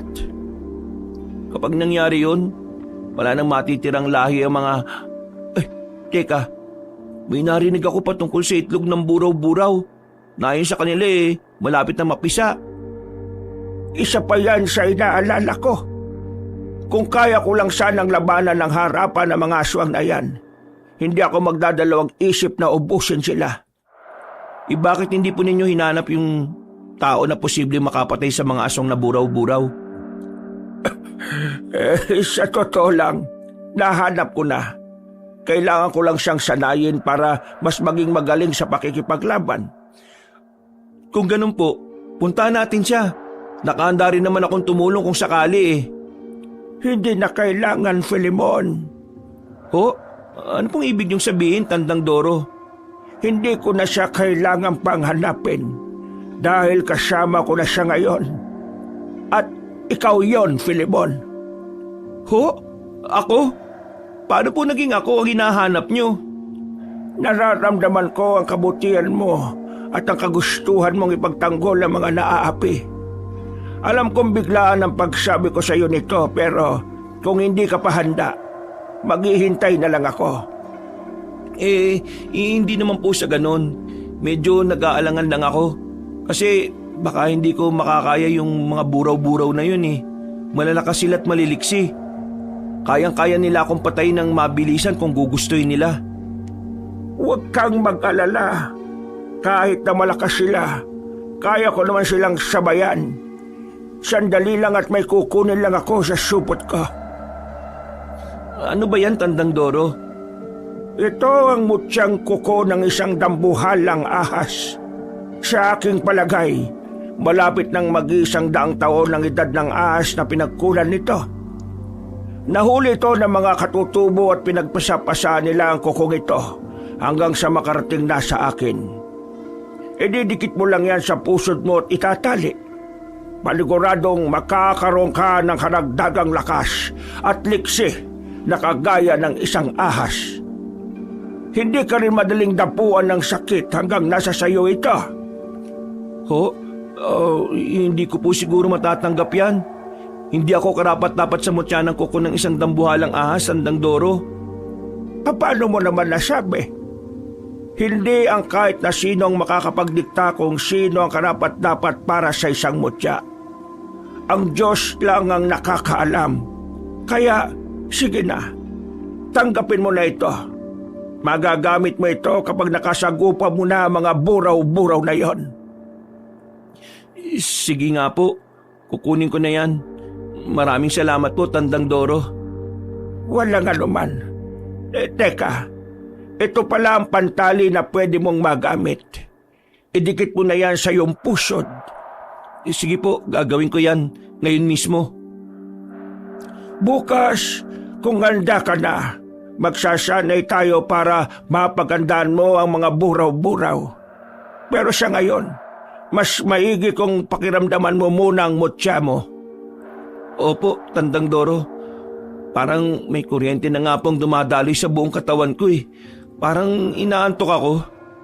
Kahit anong oras po, pwede ako magsanay. Ang inaalala ko lang ay yung pinsan ko. Walang magbabantay sa kanya eh. Natural lang yan dahil naninibago ka. Bukas paggising mo, mapapansin mong madadagdagan ng lakas mo. At dito sa pinsan mo, pwede natin siyang patulugin na lang hanggang sa matapos ang pagsasanay mo. Po? Bakit po? Matagal bang magiging pagsasanay ko? Hindi ko alam. Pero base sa estadong pisikal at espiritual mo, mukhang mabilis kang matututo. Kaya, tsak na hindi aabutin ng 3 buwan ang iyong pagsasanay. Napalunok na lang ng kanyang laway si Filemon. Dahil nakaramdam siya ng antok, nagpasya na rin siyang matulog noon. Agad siyang nakaidlip dahil sa matinding pagod at hindi na niya naisip pa ang patungkol sa nangyaring pag-atake sa kanila ng mga buraw-buraw. Kinabukasan, paggising niya ay nanatili pa rin tulog si Santino. Naisip ni Filemon ang patungkol sa sinabi ng ermitanyo sa kanya. Kaya marahan na lang niyang pinahiga sa sahig ng yungib ang bata. Nang tumayo siya, nakita niya si Tandang Doro na naghahasa ng isang patalim. Nilapitan niyo ni Filemon at tinanong kung may ginawa na ba ang matanda kay Santino na tinanguan naman ito. Ano, Filemon? Handa ka na bang magsanay? Kumpara po sa pagiganti sa mga aswang na pumatay sa tiyuhin ko at sa mga kanayon namin, palagi po akong nakahanda. Kung ganon, tayo na. Iwan na muna natin dito ang iyong pinsan. Paano po si Santino? Baka po kung mapano siya rito. Walang masamang mangyayari sa kanya rito. Babantayan siya ng mga elementong nakatira sa batong nakatakip sa bukana ng kuweba. Teka, saan po tayong pupunta para magsanay? Dadaling kita sa lugar kung saan ako sinanay ng aking maestro. Mas madali kang matututo ron. Kung ganun, tayo na po. Maaari na tayong umalis. Sige, kunin mo pala itong punyal. Ito ang gagamitin mo sa pagpugot ng ulo ng mga buraw-buraw. Ang punyal na ito ay minsan ko na rin ginamit noong patayin ko ang isang sinaunang aswang. Kinuha ni Filemon ang punyal at nagpasalamat sa matandang ermitanyo. Noon din, naglakad sila patungo sa dulong bahagi ng yungib at napalunok na lang ng laway si Filemon nang makita niyang may isa pang lagusan doon na nagliliwanag. Pumasok sila roon at napangangan na lang siya sa mangha nang mag-iba na ang kanyang kapaligiran. Dito sa lugar na ito ako nasanay. At dito rin kita huhubukin. Huwag mong isipin ang oras. Hindi yan gumagana rito. Sige po, Tandang Doro. Nakaanda na ako para sa unang pagsasanay natin. Nagsimula sa pagsasanay si Filemon at ang bawat aral na itinuturo sa kanya ni Tandang Doro ay tinatandaan niya. Mula sa pinakaunang pagsubok na ibinigay ng ermitanyo hanggang sa pinakahuli ay nagawang mapagtagumpayan ng binata. Hindi inaasahan ni Tandang Doro na magiging ganon kadali para kay Filemon ang naging pagsasanay nito.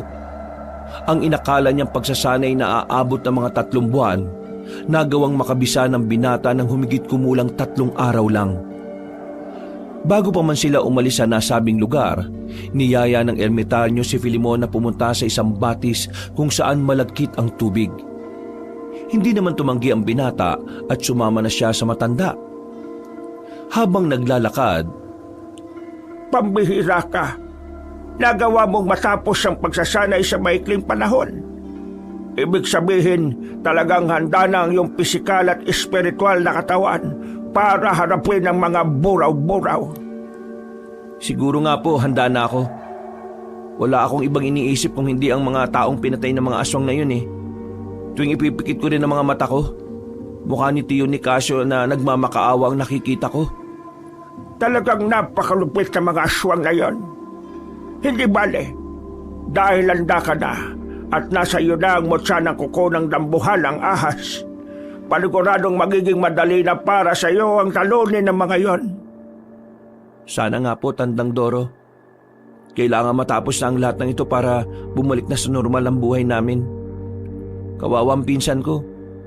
Maliit pa pero ulila na sa mga magulang. Alam ko naman na hindi mo siya bababayaan. Isa pa, malaki rin ang tiwala ko sa iyo ng iyong tiyuhin. Siguro nga, kung hindi ko siya pinuntahan sa inyong bahay, baka nagtagumpay na sina Hernanda at Romulo sa kanilang binabalak sa inyo. Ang ibig niyo pong sabihin, bumaba ka sa kanayunan para ipagbigay alam kay Tio Nicasio ang nangyari? Oo, at agad din niyang sinabihan ng iba niyang mga kanayon. Siguro, lahat sila ay nabahala ng malaman na aatake na naman ng mga buraw-buraw. Hindi ko alam kung anong mararamdaman ko. Pero marami pong salamat. Utang namin ni Santino ang buhay namin sa inyo. Walang anuman, Filemon. Teka, malapit na pala tayo sa sinasabi kong batis. Bilisan na lang natin ang ating paglalakad at nang makalangoy na tayo riyan. Ano po ba yung epekto ng malakit na tubig sa atin, Tandang Doro? Abay, marami. Kapag ibinabad mo riyan ang iyong katawan, magkakaroon ka ng kabal at kunat. Marami ng mga antingero at mga dibino ang lumangoy dyan at lahat sila'y nagkaroon ng mataas na antas ng kabal. Kung ganun po, susubukan kong lumangoy dyan. Baka sakaling makuha ko rin yung bertud ng kabal na nagmumula dyan. Sige na, sabay tayong lalangoy dyan. Pagkatapos, maaari na tayong makauwi sa yungib. Ay, oo nga pala. Naiwan pala natin doon si Santino. Sige po, gusto ko na rin po makapagpahinga eh.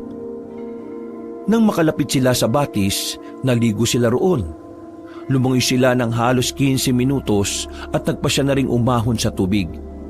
Sinabi naman ni Tandang Doro na kahit maikling panahon lang ang pagtampisaw sa tubig ng nasabing batis, ay magkakaroon ng kabal ang kahit na sino.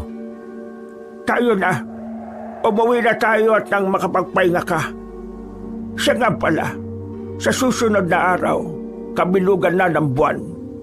Paniguradong magiging aktibo na naman ang mga buraw-buraw.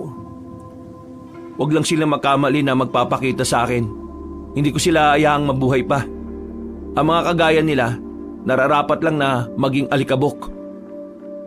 Nang mga panahong yon, nagsimula na silang maglakad pabalik sa kuweba.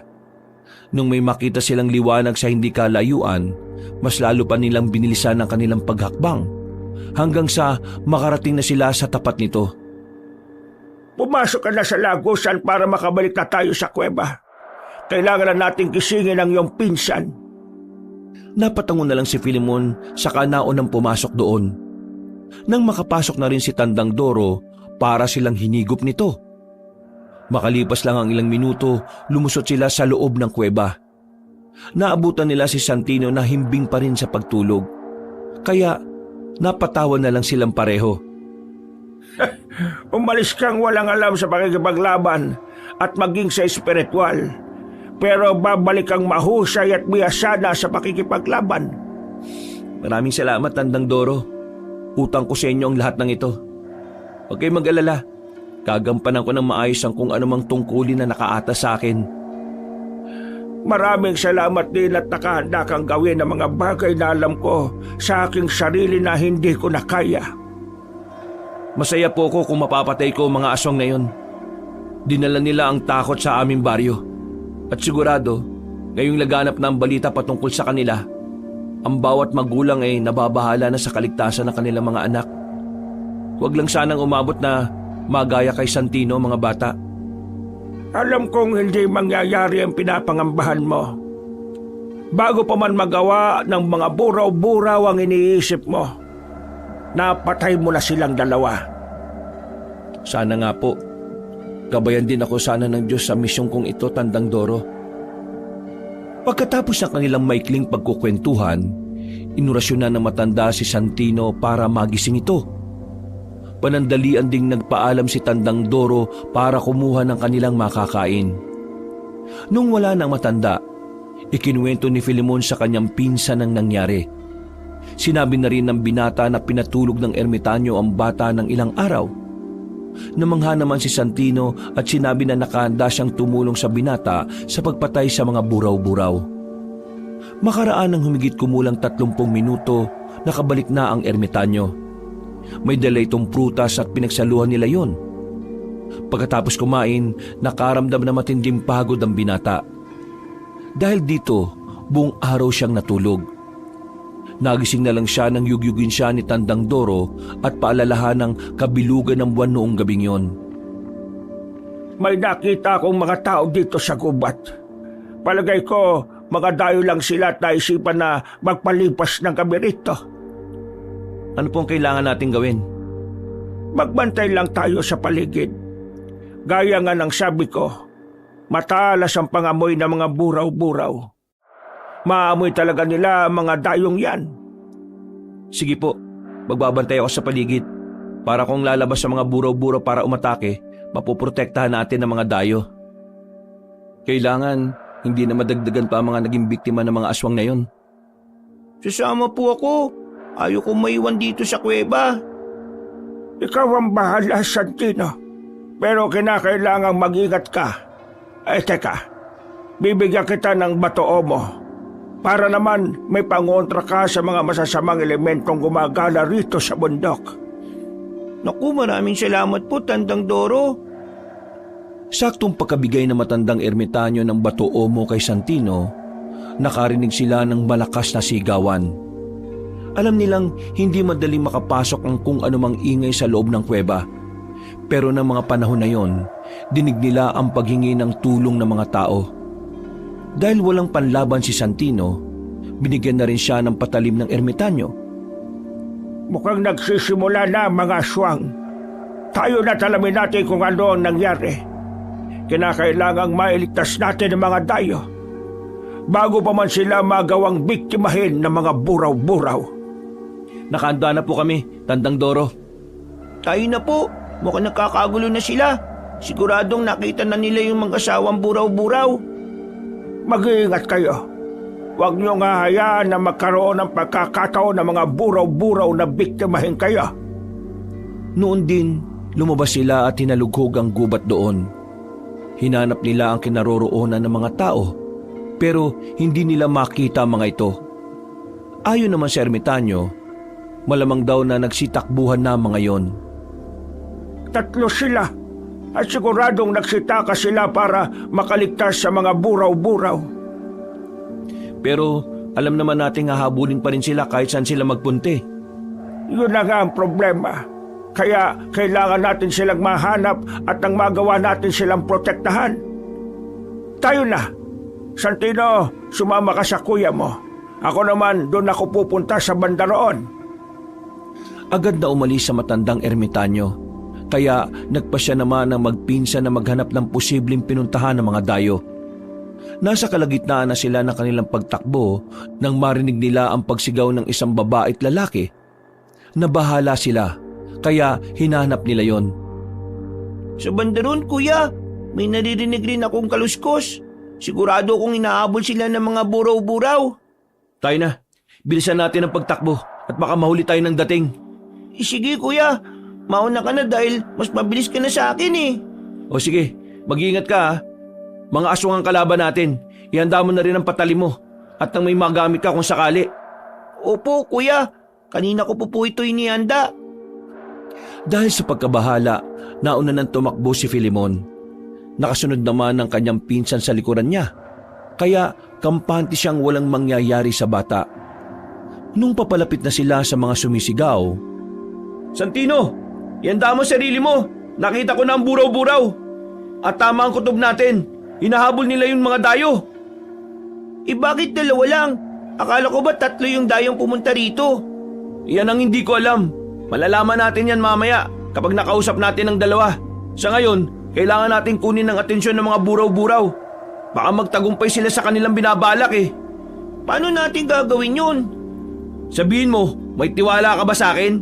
Oo naman. Pinsan kita kaya malaking tiwala ko sa'yo. Kuya Filemon, bakit mo naman naitanong yan? Napangiti lang ang binata. Pinalapit niya sa kanya si Santino saka inilatag dito kung ano ang kanilang magiging plano. Dahil buo naman ang tiwala ng bata kay Filemon, agad na pumayag ito. Nasa kalagitnaan sila ng pag-uusap nang marinig nila ang malakas sa pagsigaw ng lalaki. Kasunod nito, napayak ang babae at tumingi ng tulong. Mukhang di maganda to. Tayo na, Santino. Mas lumapit tayo ron at isagawa na natin ang plano natin. Sige, kuya. Nakahandaan na rin naman ako eh. Mabuti kung ganun. Maging alerto ka lang ha, at huwag kang panghihinaan ng loob. Hindi kita pababayaan. Mas binilisan nila ang kanilang pagtakbo hanggang sa makita nilang kinakain ng isang buraw-buraw ang laman loob ng lalaki. Ang babae naman umiiyak at tumihingi ng tulong habang nakalumpasay sa lupa. Noong mga panahong yon, bagyang nagtago ang binata. Sinabihan niya na rin ang kanyang pinsan na magpapansin sa mga buraw-buraw para maalis ang pansin ng mga ito sa mga dayo. Noon din, humakbang si Santino. Samantala, inihanda naman ni Filemon ang kanyang sarili. Napahawak na rin siya ng maigpit sa kanyang patalim at hindi niya inalis ang kanyang paningin sa mga buraw-buraw. Uy! Anong ginagawa niyo? Pabayaan niyo ang mga dayong yan. Iaalay ko na lang ang sarili ko bilang kapalit sa babaeng yan. Ha! Ang lakas naman ang loob mong magpakita ka rito nang mag-isa ka lang. Nasaan ang kuya mo? Huwag mong sabihing iniwan ka na niya. Hindi bale, masasarbang kami sa laman mo. Ang buong akala namin hindi ka na namin makikita ulit eh. Talagang hinahanap ko kayo. Gusto ko nang sumunod sa aking ami, ang isa sa mga taga-nayon na pinatay ninyo. Kung ganon, tamang-tama. Hindi pa namin napapatay ang babaeng yan. Kulang ang laman loob ng 2 dayo. Mabuti na lang at nakarating ka rito. Ate, tumakbo ka na. Ako nang bahala rito. Ligtas mo ang sarili mo. Napatango ang babae kay Santino at napatakbo ito nang hindi lumilingon. Nang wala na ang babae, napaangil ang 2 buraw-buraw. Humarap sila kay Santino at iginalon nila ang kanilang buntot. Habang nasa ganoong sitwasyon, maingat namang umikot si Filemon patungo sa bandang likuran ng mga aswang. Napangisi na lang siya at napasenya sa kanyang pinsan na aliwin muna ang 2 habang naghahanap siya ng magandang pwesto. Ngayong wala na ang babae, voluntaryo kang magpapabiktima sa amin. Ako na ang mismong papatay sa'yo. Sige, asawa ko. Gawin mo kung anong gusto mong gawin sa batang yan. Alam kong kahit sisigaw pa yan, ay wala nang tutulong sa kanya. Napangisi ang lalaking buraw-buraw habang pinapanood ng kanyang asawa na papalapit kay Santino. Nang makita naman ni Filemon na anumang oras ay susugurin ng kanyang pinsan ng aswang, humanda siya para sumugod sa mga buraw-buraw. Ngayon, makakatikim ulit ako ng laman ng isang bata. Matagal na rin ako noong huling nakapambiktima ng tulad mo. Santino, takbo na! Kami na bahala rito! Hindi po ako tatakbo, Tandang Doro. Tutulong po ako. Hindi ko akalain kasama mo palang matandang ermitanyo na yan. Hindi bale. Kumakain din naman kami ng laman loob ng matanda. Kahit amoy bulok na ang laman loob niyan. Ikaw ang uunahin ko! Tumakbo si Filimon para sugurin ang lalaking buraw-buraw. Sa hindi niya inaasahan, napalingon sa kanya si Romulo. Ngumiti yun at bago pa man tuluyang makalapit si Filimon, hinambalos na niya ito gamit ang kanyang buntot. Nagawang makailag ng binata, pero dahil sa biglang pangyayari, nabuwal siya sa lupa. Mag-iingat ka, Filimon! Opo, Tandang Doro, ikaw rin. Malakas ang babaeng buraw-buraw na yan. Kahit malakas siya, kaya ko naman siyang patayin! Huwag ka magmayabang, Tanda. Ngayon, inaamin mo na sa iyong sarili na mas mahina ka. Sumugod ang babaeng aswang kay Tandang Doro, kaya nilabanan niya ito. Tumulong naman ang bata sa ermitanyo para labanan ang babaeng buraw-buraw. Nakita ni Filimon ang nangyari, kaya mabilis siyang bumangon at binalaksa ng tulungan ng dalawa. At saan ka pupunta, binata? Tutulungan mo ang kasama mo? Tayong dalawa magtutuos! Sige, kung yan ang gusto mo, pagbibigyan kita. Bago matapos ang gabi, sinisiguro kong wakwak na ang iyong tiyan. Yan ay kung magagawa mo. Nandito kami para patayin kayong mag-asawa at hindi kami aalis hanggat hindi namin nagagawa ang aming pakay sa inyo. Umangil ang lalaking buraw-buraw at sa isang pagkisap ng mga mata ni Filimon, sinugod siya nito. Inihanda naman ni Filimon ang kanyang sarili at nang akmang sasagpanginasana siya ng aswang, umilag siya at sinubukang saksakin ito. Napangisi na lang ang buraw-buraw nang gawin yon sa kanya ng binata. Ano akala mo? Madali mo ako masusugatan yan? Ha! Nagkakamali ka! Oo nga't hindi ka madaling masugatan, pero tingnan na lang natin kung magkaroon ako ng pagkakataon na saksakin ka ng mas malalim.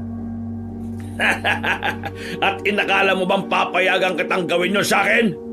Wala kang magagawa dahil kaya ko na makipagsabayan sa lakas at liksi mo.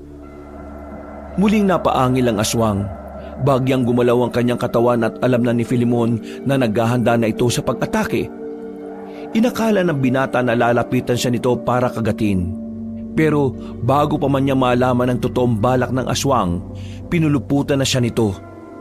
Sinikap naman ni Filimon na huwag niyang mabitiwan ang hawak niyang patalim at huwag itong tumarak sa kanya.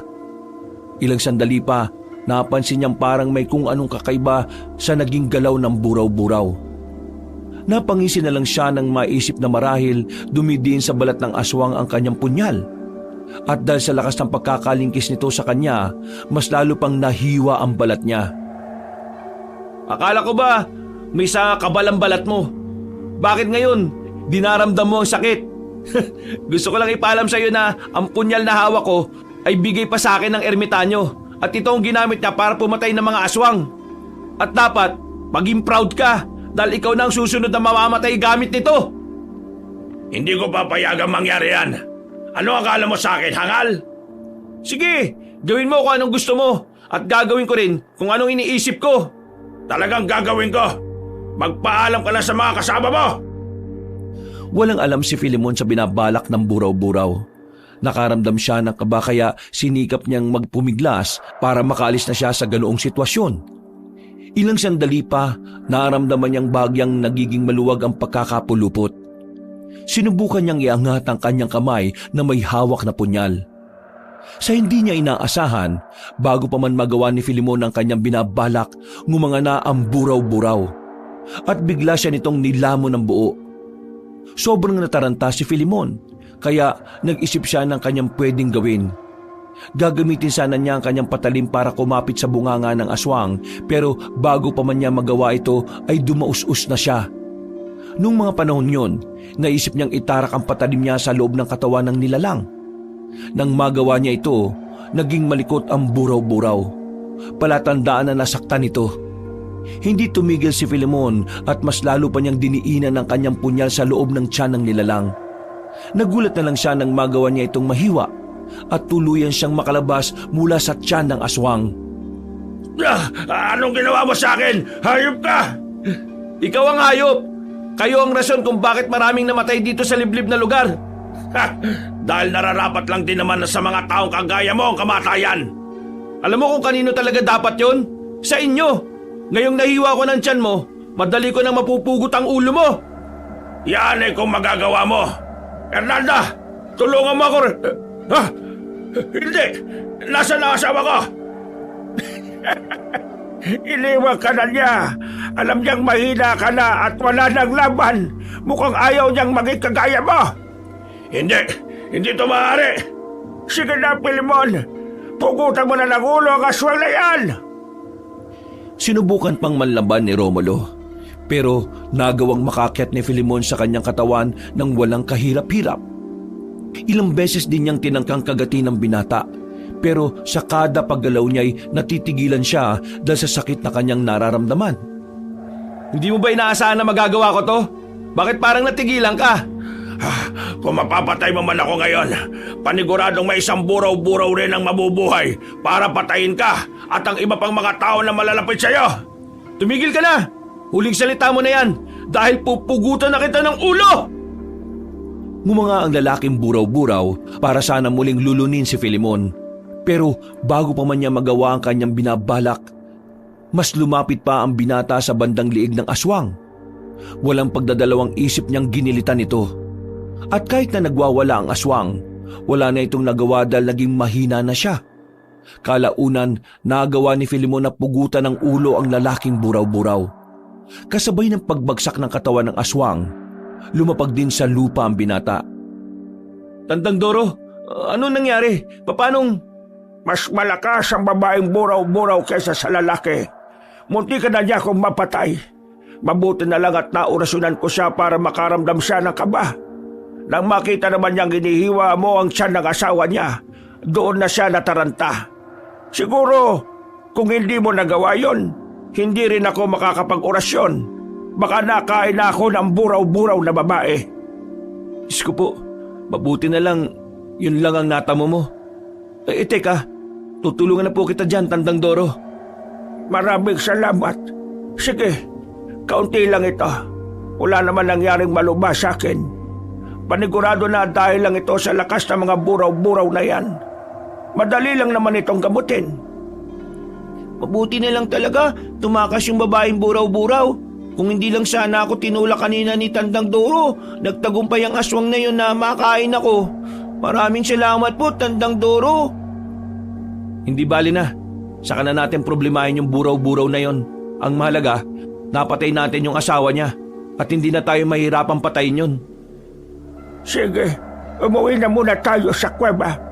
Maganda tayo para sa susunod na paghaharap.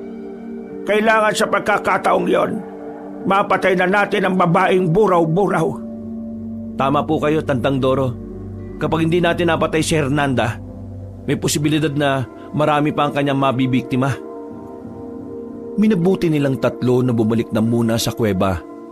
Hindi na nila sinundan pa at inalam ang kalagayan ng babaeng dayo dahil alam nilang nakalayo na rin ito sa paanan ng bundok. Nung makarating sila sa yungib, nagpahinga silang tatlo. Napag-usapan din nila ang patungkol sa itlog ni Hernanda na posibleng mapisarin at maging salot sa mga liblib na baryo. Dahil dito, pinagplanuhan nilang hanapin yon at sirain. Nagpahinga muna sila ng mga 3 araw dahil wala naman rin pagsugod ang babaeng buraw-buraw. Pagkatapos nito, nagsimula silang magplano kung paano nila susugurin ang kuta ng buraw-buraw para mabasag nila ang itlog nito. Nung makabawi na sila ng kanilang lakas, hinalugog nila ang buong kabundukan para mahanap lang ang pugad ng babaeng buraw-buraw. Inabot sila ng halos 1 linggo pero hindi sila tumigil. Isang takip silim, May yungib sa banda roon at naamoy ko ang lansan ng bukana ron. Malakas ang inala kong naroon ang kuta ng buraw-buraw at doon na rin natin matatagpuan ang mga itlog niya. Kung ganun, pasukin na po natin at ang matapos na to. Oo nga po, Tandang Doro. Madali lang naman po sigurong basagin ang itlog ng aswang na yun, no? Tama ka, Santino. Pero delikado sa loob. Ako na lang muna ang papasok at nang hindi tayo kaagad mapansin. Magbantay na lang muna kayo rito. Paano po kung nandyan yung buraw-buraw? Sa mga oras na ito, siguradong tulog pa siya. Hindi pa naman gaanong madilim ang paligid. Aktibo lang yan kapag gabi na. Kailangan ko lang bilisan dahil baka magising siya at maabutan niya ako. Napatango ang magpinsan sa sinabi ng ermitanyo sa kanila. Sinundan na lang nila siya ng tingin nung makapasok na ito sa yungib. Makaraan ng ilang sandali, parehong kinabahan sina Filemon at Santino dahil sa pangyayari. Dahil dito, minabuti nilang dalawa na silipin ang loob ng yungib. Nakita nilang maingat na naglalakad si Tandang Doro at napansin din nila ang isang bagay na naroon. Sigurado kung yan yung itlog ng buraw-buraw. Kung mababasag ni Tandang Doro yung itlog, mawawalan na ng tuluyan ang lahi nila. Kaya kailangan din natin patayin si Hernanda. Kapag wala na siya, maipagiganti na natin ang tatay mo at mailigtas pa natin ang maraming tao. Uy, ayan na kuya. Malapit na si Tandang Doro sa itlog ng buraw-buraw. Teka, mukhang iba yung pakiramdam ko, Santino. Tara, sundan natin siya. Mukhang delikado yung sitwasyon niya. Pero baka kung magising ang buraw-buraw, panigurado na nandyan lang yan sa loob eh. Hintayin na lang muna natin dito si Tandang Doro. Napabuntong hininga na lang si Filemon dahil sa sinabi ng kanyang pinsan. Kagaya ng sabi nito, nagpasya na lang sila na hintayin ang matandang ermitanyo sa labas ng kuweba. Makalipas ang ilang sandali, nakarinig sila ng pagmumura ng ermitanyo sa loob at kasunod nito may kung anong nabasag doon. Napangisin na lang ang magpinsan dahil alam nilang napagtagumpayan ni Tandang Doro na basagin ang itlog ng buraw-buraw. Nabahala na lang silang dalawa nang hindi nila inaasahan ay nakarinig sila ng pag-angil. Naging malakas ang kutob nila na ang buraw-buraw yun, kaya sinubukan nilang sumilip. Saktong pagkabaling nila sa loob ng kuweba, sumilip din sa kanila si Tandang Doro. Nagtaka pa ang magkapatid dahil hindi siya nagsasalita at ulo lang ang kanyang ipinapakita. Ano, Tandang Doro? Nagawa mo na bang basagin ang itlog ni Hernanda? May narinig kasi kaming ingay sa loob eh. Mabuti po't hindi rin nagising ang buraw-buraw. Kung nagising siya, panigurado na nahuli na niya kayo at napigilan siya. Oo! Nagawa kong basagin ang itlog. Wala na ring susunod na henerasyon ng buraw-buraw. Hernanda, anong ginawa mo? Alam kong hindi ikaw si Tandang Doro. Ikaw babaeng buraw-buraw. Ako nga! Anong inakala ninyo? Mabubuhay pang matandang ermitanyo pagkatapos siyang basagin ang itlog ko? Ang taging pag-asa ng aming lahi! Anong ginawa mo kay Tandang Doro? Ang sama mo talaga! Mas masahol ka pa sa demonyo! Simple lang, kinain ko ang kanyang laman loob at pagkatapos binali ang kanyang leeg para madali para sa akin ang pugutin ang kanyang ulo. Nung naihiwalay ko na ang kanyang ulo, tinuro ko ang kanyang katawan. Inakala ko ngang may kabal siya pero ang hindi niya alam, walang silbi ang anumang proteksyon ng tao rito sa loob ng yungib ko.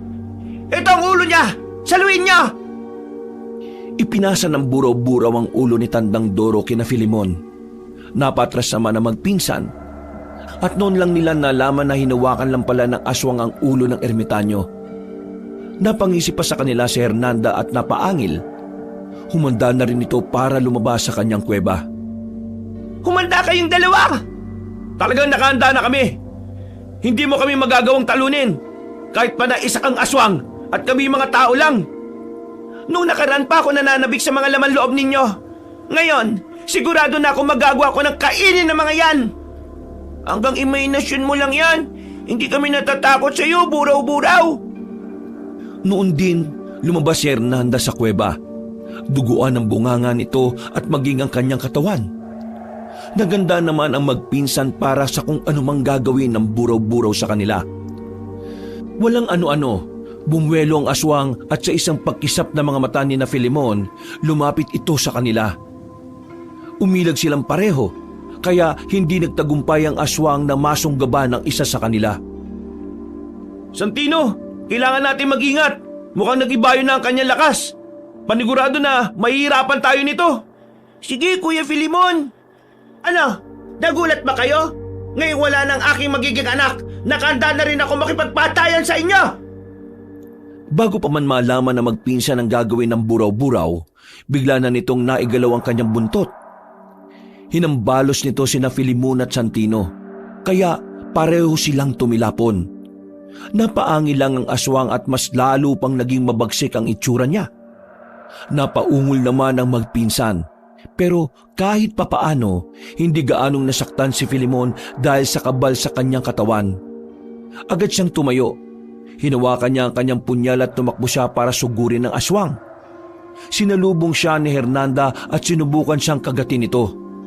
Bago pa man makalapit ng gusto ang buraw-buraw, nagawa ng makailag sa kanya ng binata. Ang liksi mo! Paano mo nagagawa yan? Huwag mong sabihin sa akin na... Ngayon mo lang pala napansin ang kakaibang gliksi ko? Bakit? Parang ahas na rin ba ako kung gumalaw? Matagal na akong maliksi at malakas. Ha? Kahit na ano pa man ang meron ka, kaya kitang durugin, kagaya ng ginawa ko sa ermitanyo. Anong akala mo? Hindi ko nararamdaman na meron kang tangang mutya. Kung hindi ako nagkakamali, may kukuka ng isang dambuhalang ahas. Wala ka ng pakialam dun. Kahit na ano pa man ang mutyang naririto sa akin. Iisa rin ang aking layunin, at yun ay patayin ka. Talagang napakabango ng laman loob mo. Ngayon pa lang, alam kong mabubusog ako sa atay at bituka mo! Nung mapansin naman ng binata ang paghahanda ng aswang, iginala niya ang kanyang paningin sa paligid. May nakita siyang malaking bato, kaya napangisi siya at inihanda ang kanyang sarili. Sa isang pagkisap ng mga mata niya, umatake ang buraw-buraw upang sagpangin ang kanyang tiyan. Pero tumakbo si Filimon para bumuelo. Hinabol siya ng aswang, kaya mas binilisan na niya. Bago pa man siya maabutan ng buraw-buraw, tumakbo siya at lumundag patungo sa malaking bato. Nakita niyang malapit na sa kanya ang aswang, kaya muli siyang lumundag para maabot ang ulo ni Hernanda.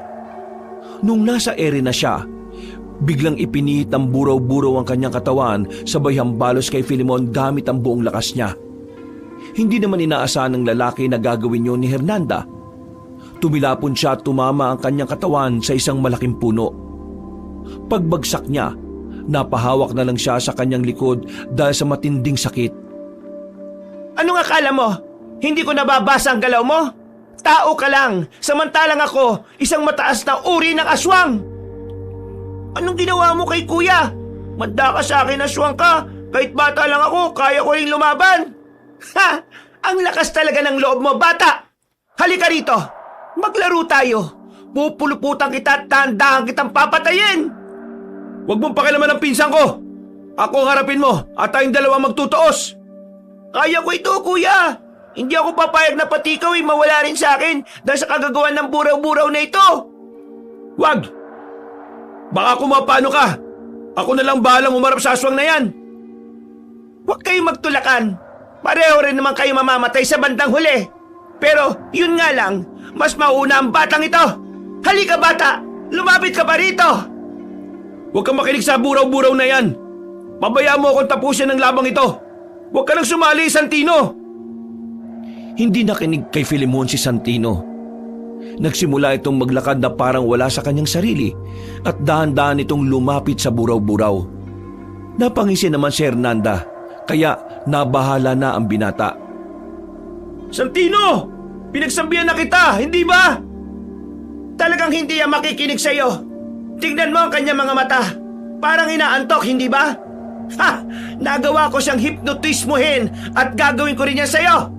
Pero bago yan, bubusigin ko muna ang aking sarili. Hindi! Hindi ako papayag! Gumalaw ka lang ng kaunti. Titsakin ko sa'yo na bubulagin ko ang mga mata mo. Puro ka na lang naman pananakot. Mahina ka pa. Kung nagawa kong patayin ang matandang kasama nyo, magagawa ko rin yan sa inyo. Ibinaling ng buraw-buraw ang buong pansin niya kay Santino. Umangil ito at nang makita ni Filimon na gumagalaw ang katawan ng aswang, pinilit niya ang makatayo. Nang magawa na niya ito, tumakbo siya ng mabilis saka lumundag para bumuelo. Nagawa niyang kumapit sa katawan ng aswang na malapit sa kanyang ulo. Sinubukan pa siyang tabigin ni Hernanda, ngunit hiniwa ni Filimon ang isang braso nito. Namangha pa ang binata nang magawa niyang putulin yon. Napaangil ang aswang at natigilan, kaya hiniwa na rin ni Filemon ang kabilang braso niya. Hindi ko inakala na kung anong kunat ang balat mo sa katawan siya namang lambot ng mga braso mo. Ha?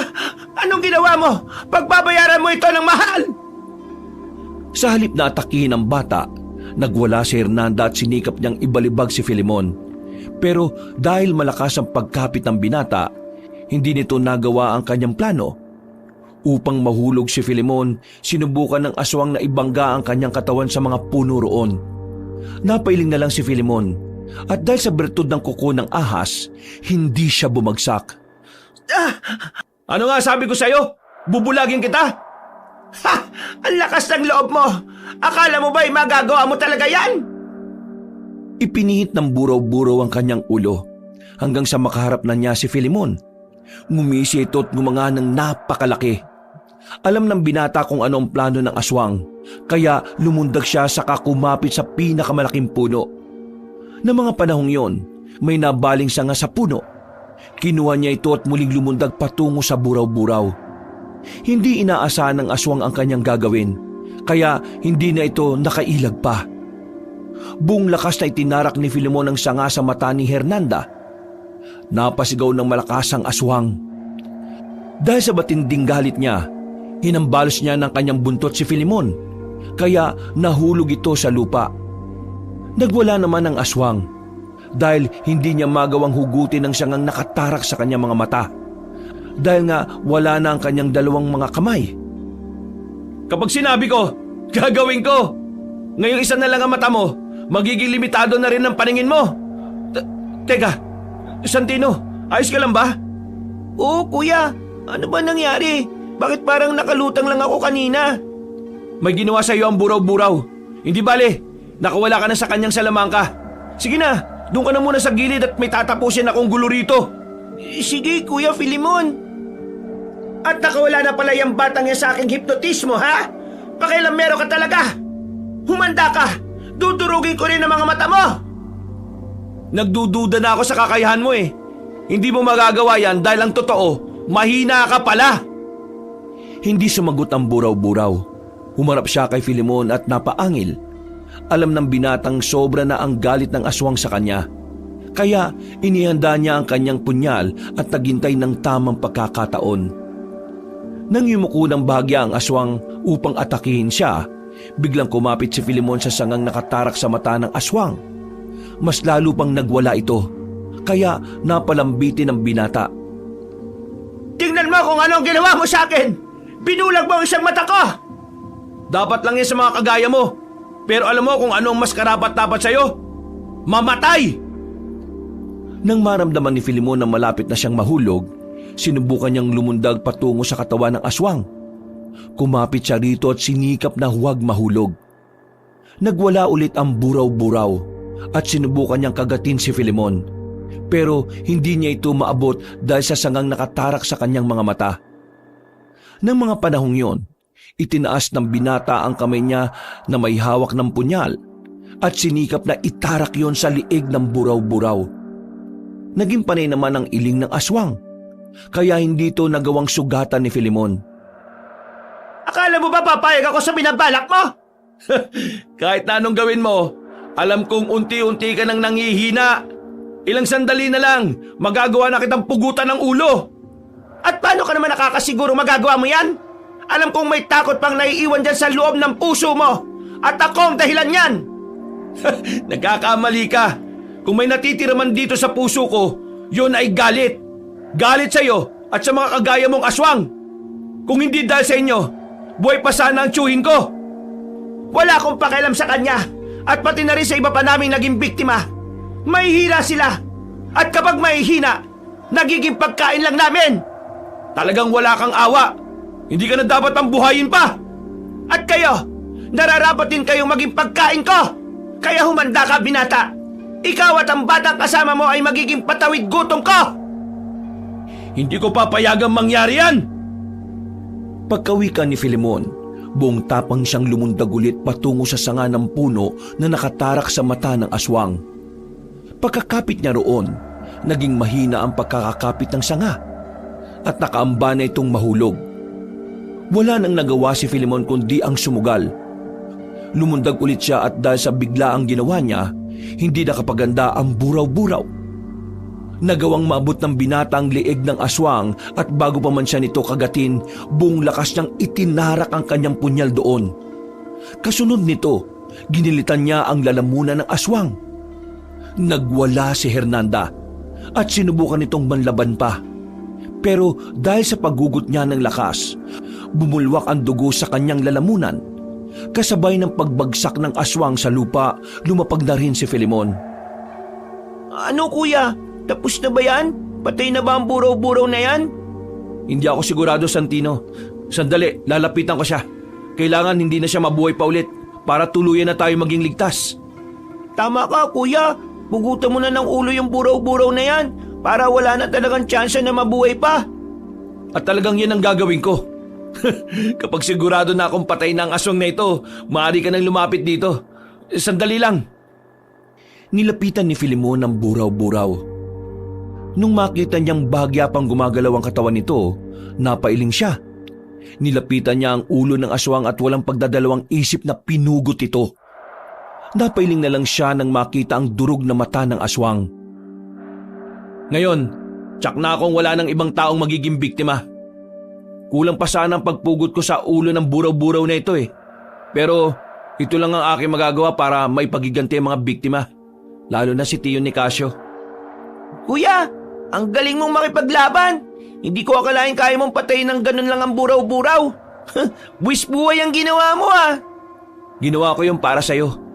Kung hindi ko pinursigi ang pagpatay sa buraw-buraw na yan, at kung naging mahina ako, baka ngayon nasa tiyan na tayo ng aswang na yan. Mabuti nga't napugutan mo na siya ng ulo. Wala na siyang pagkakataon para makapambiktima ulit. Salamat talaga, Kuya Filemon. Oh, para saan naman yan? Sa pagprotekta mo sa akin, sa pag-aalaga. Kahit na wala na si tatay, kampante pa rin ako dahil kasama kita. Alam ko sa sarili ko na hindi mo ako pababayaan. Kaya nagpapasalamat ako sa iyo. Dahil sa matinding pagod ni Filemon sa naging laban niya sa buraw-buraw, napalumpasay siya sa lupa. Habang nasa ganoong sitwasyon, lumapit sa kanya si Santino. Napatitig pa ang bata sa katawan ng aswang saka naupo rin ito sa kanyang tabi. Ilang sandali pa, napatitig kay Filemon si Santino at napabuntong hininga. Oh, bakit parang ang lalim ng iniisip mo? May problema ba? Patay na ang buraw-buraw. Kuya, gusto ko pong umuwi na tayo sa nayon natin. Gusto ko pong doon tayo maniraan. Siguro naman, ligtas na tayo ron. Oo naman, Santino. Dahil wala na mga buraw-buraw, siguradong ligtas na tayo at wala na magiging salot sa buhay natin. Oo nga, kuya.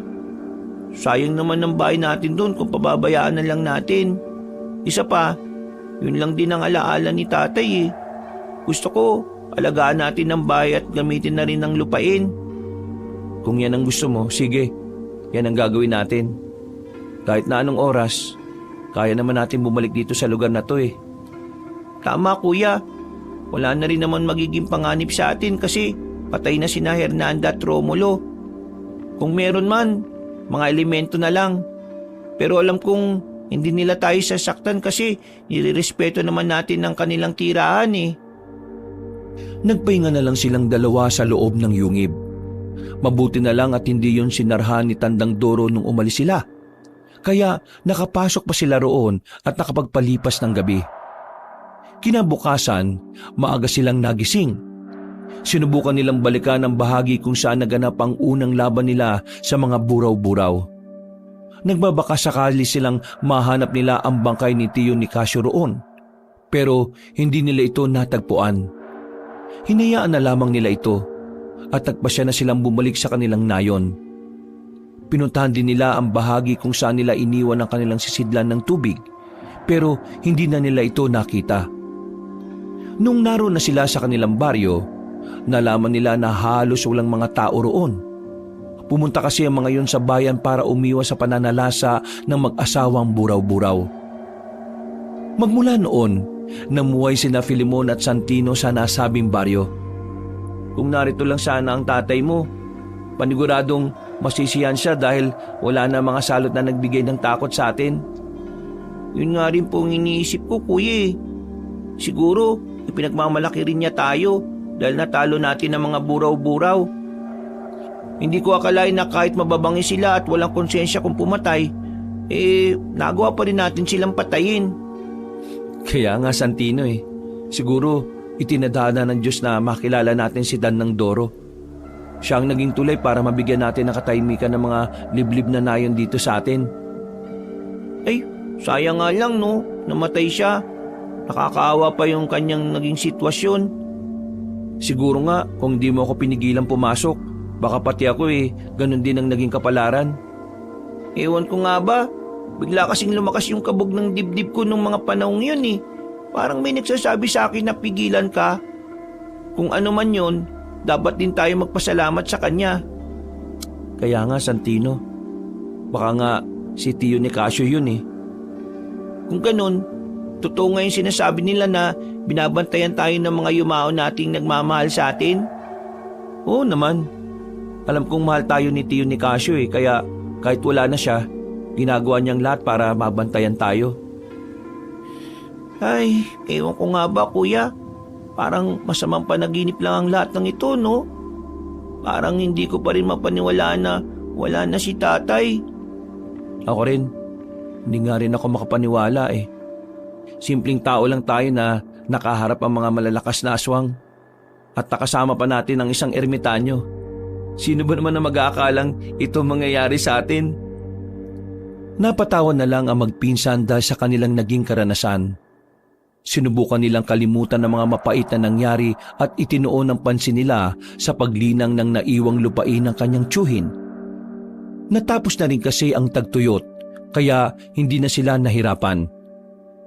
Makalipas ang maraming taon, lumaki na rin si Santino. Si Filemon naman ay nakapag-asawa ng isang taga-syudad. Dahil ayaw niyang mapahiwalay sa kanyang pinsan, minabuti nilang mag-asawa na manirahan na lang din doon sa baryo kung saan sila lumaki. Kahit papaano ay natuwa naman si Santino dahil sa ginawa ng kanyang kuya Filemon. Dahil kahit na may pamilya na ito, ay hindi siya nito pinabayaan. Mga kabangers, mga kayanggaw, si Kabanong po. Siya nga pala, bago ako magwakas, pwede pong humingi ng konting kahilingan. Sana po pagkatapos yung manood nito, bisitahin nyo rin po yung isang channel natin, yung Pamela Clamil. Doon sa channel na yon, nagnanarrate po ako bilang si Lolo Pael. At minsan, ako po bilang Kabanong. Kaya sana po ay mabisita nyo rin yon at huwag nyo rin pong kalimutan na mag-subscribe at mag-comment na rin. Maraming salamat. Wakas. O Filemon, wala pa rin bang laman ng lumang balon dyan sa bakanting lote?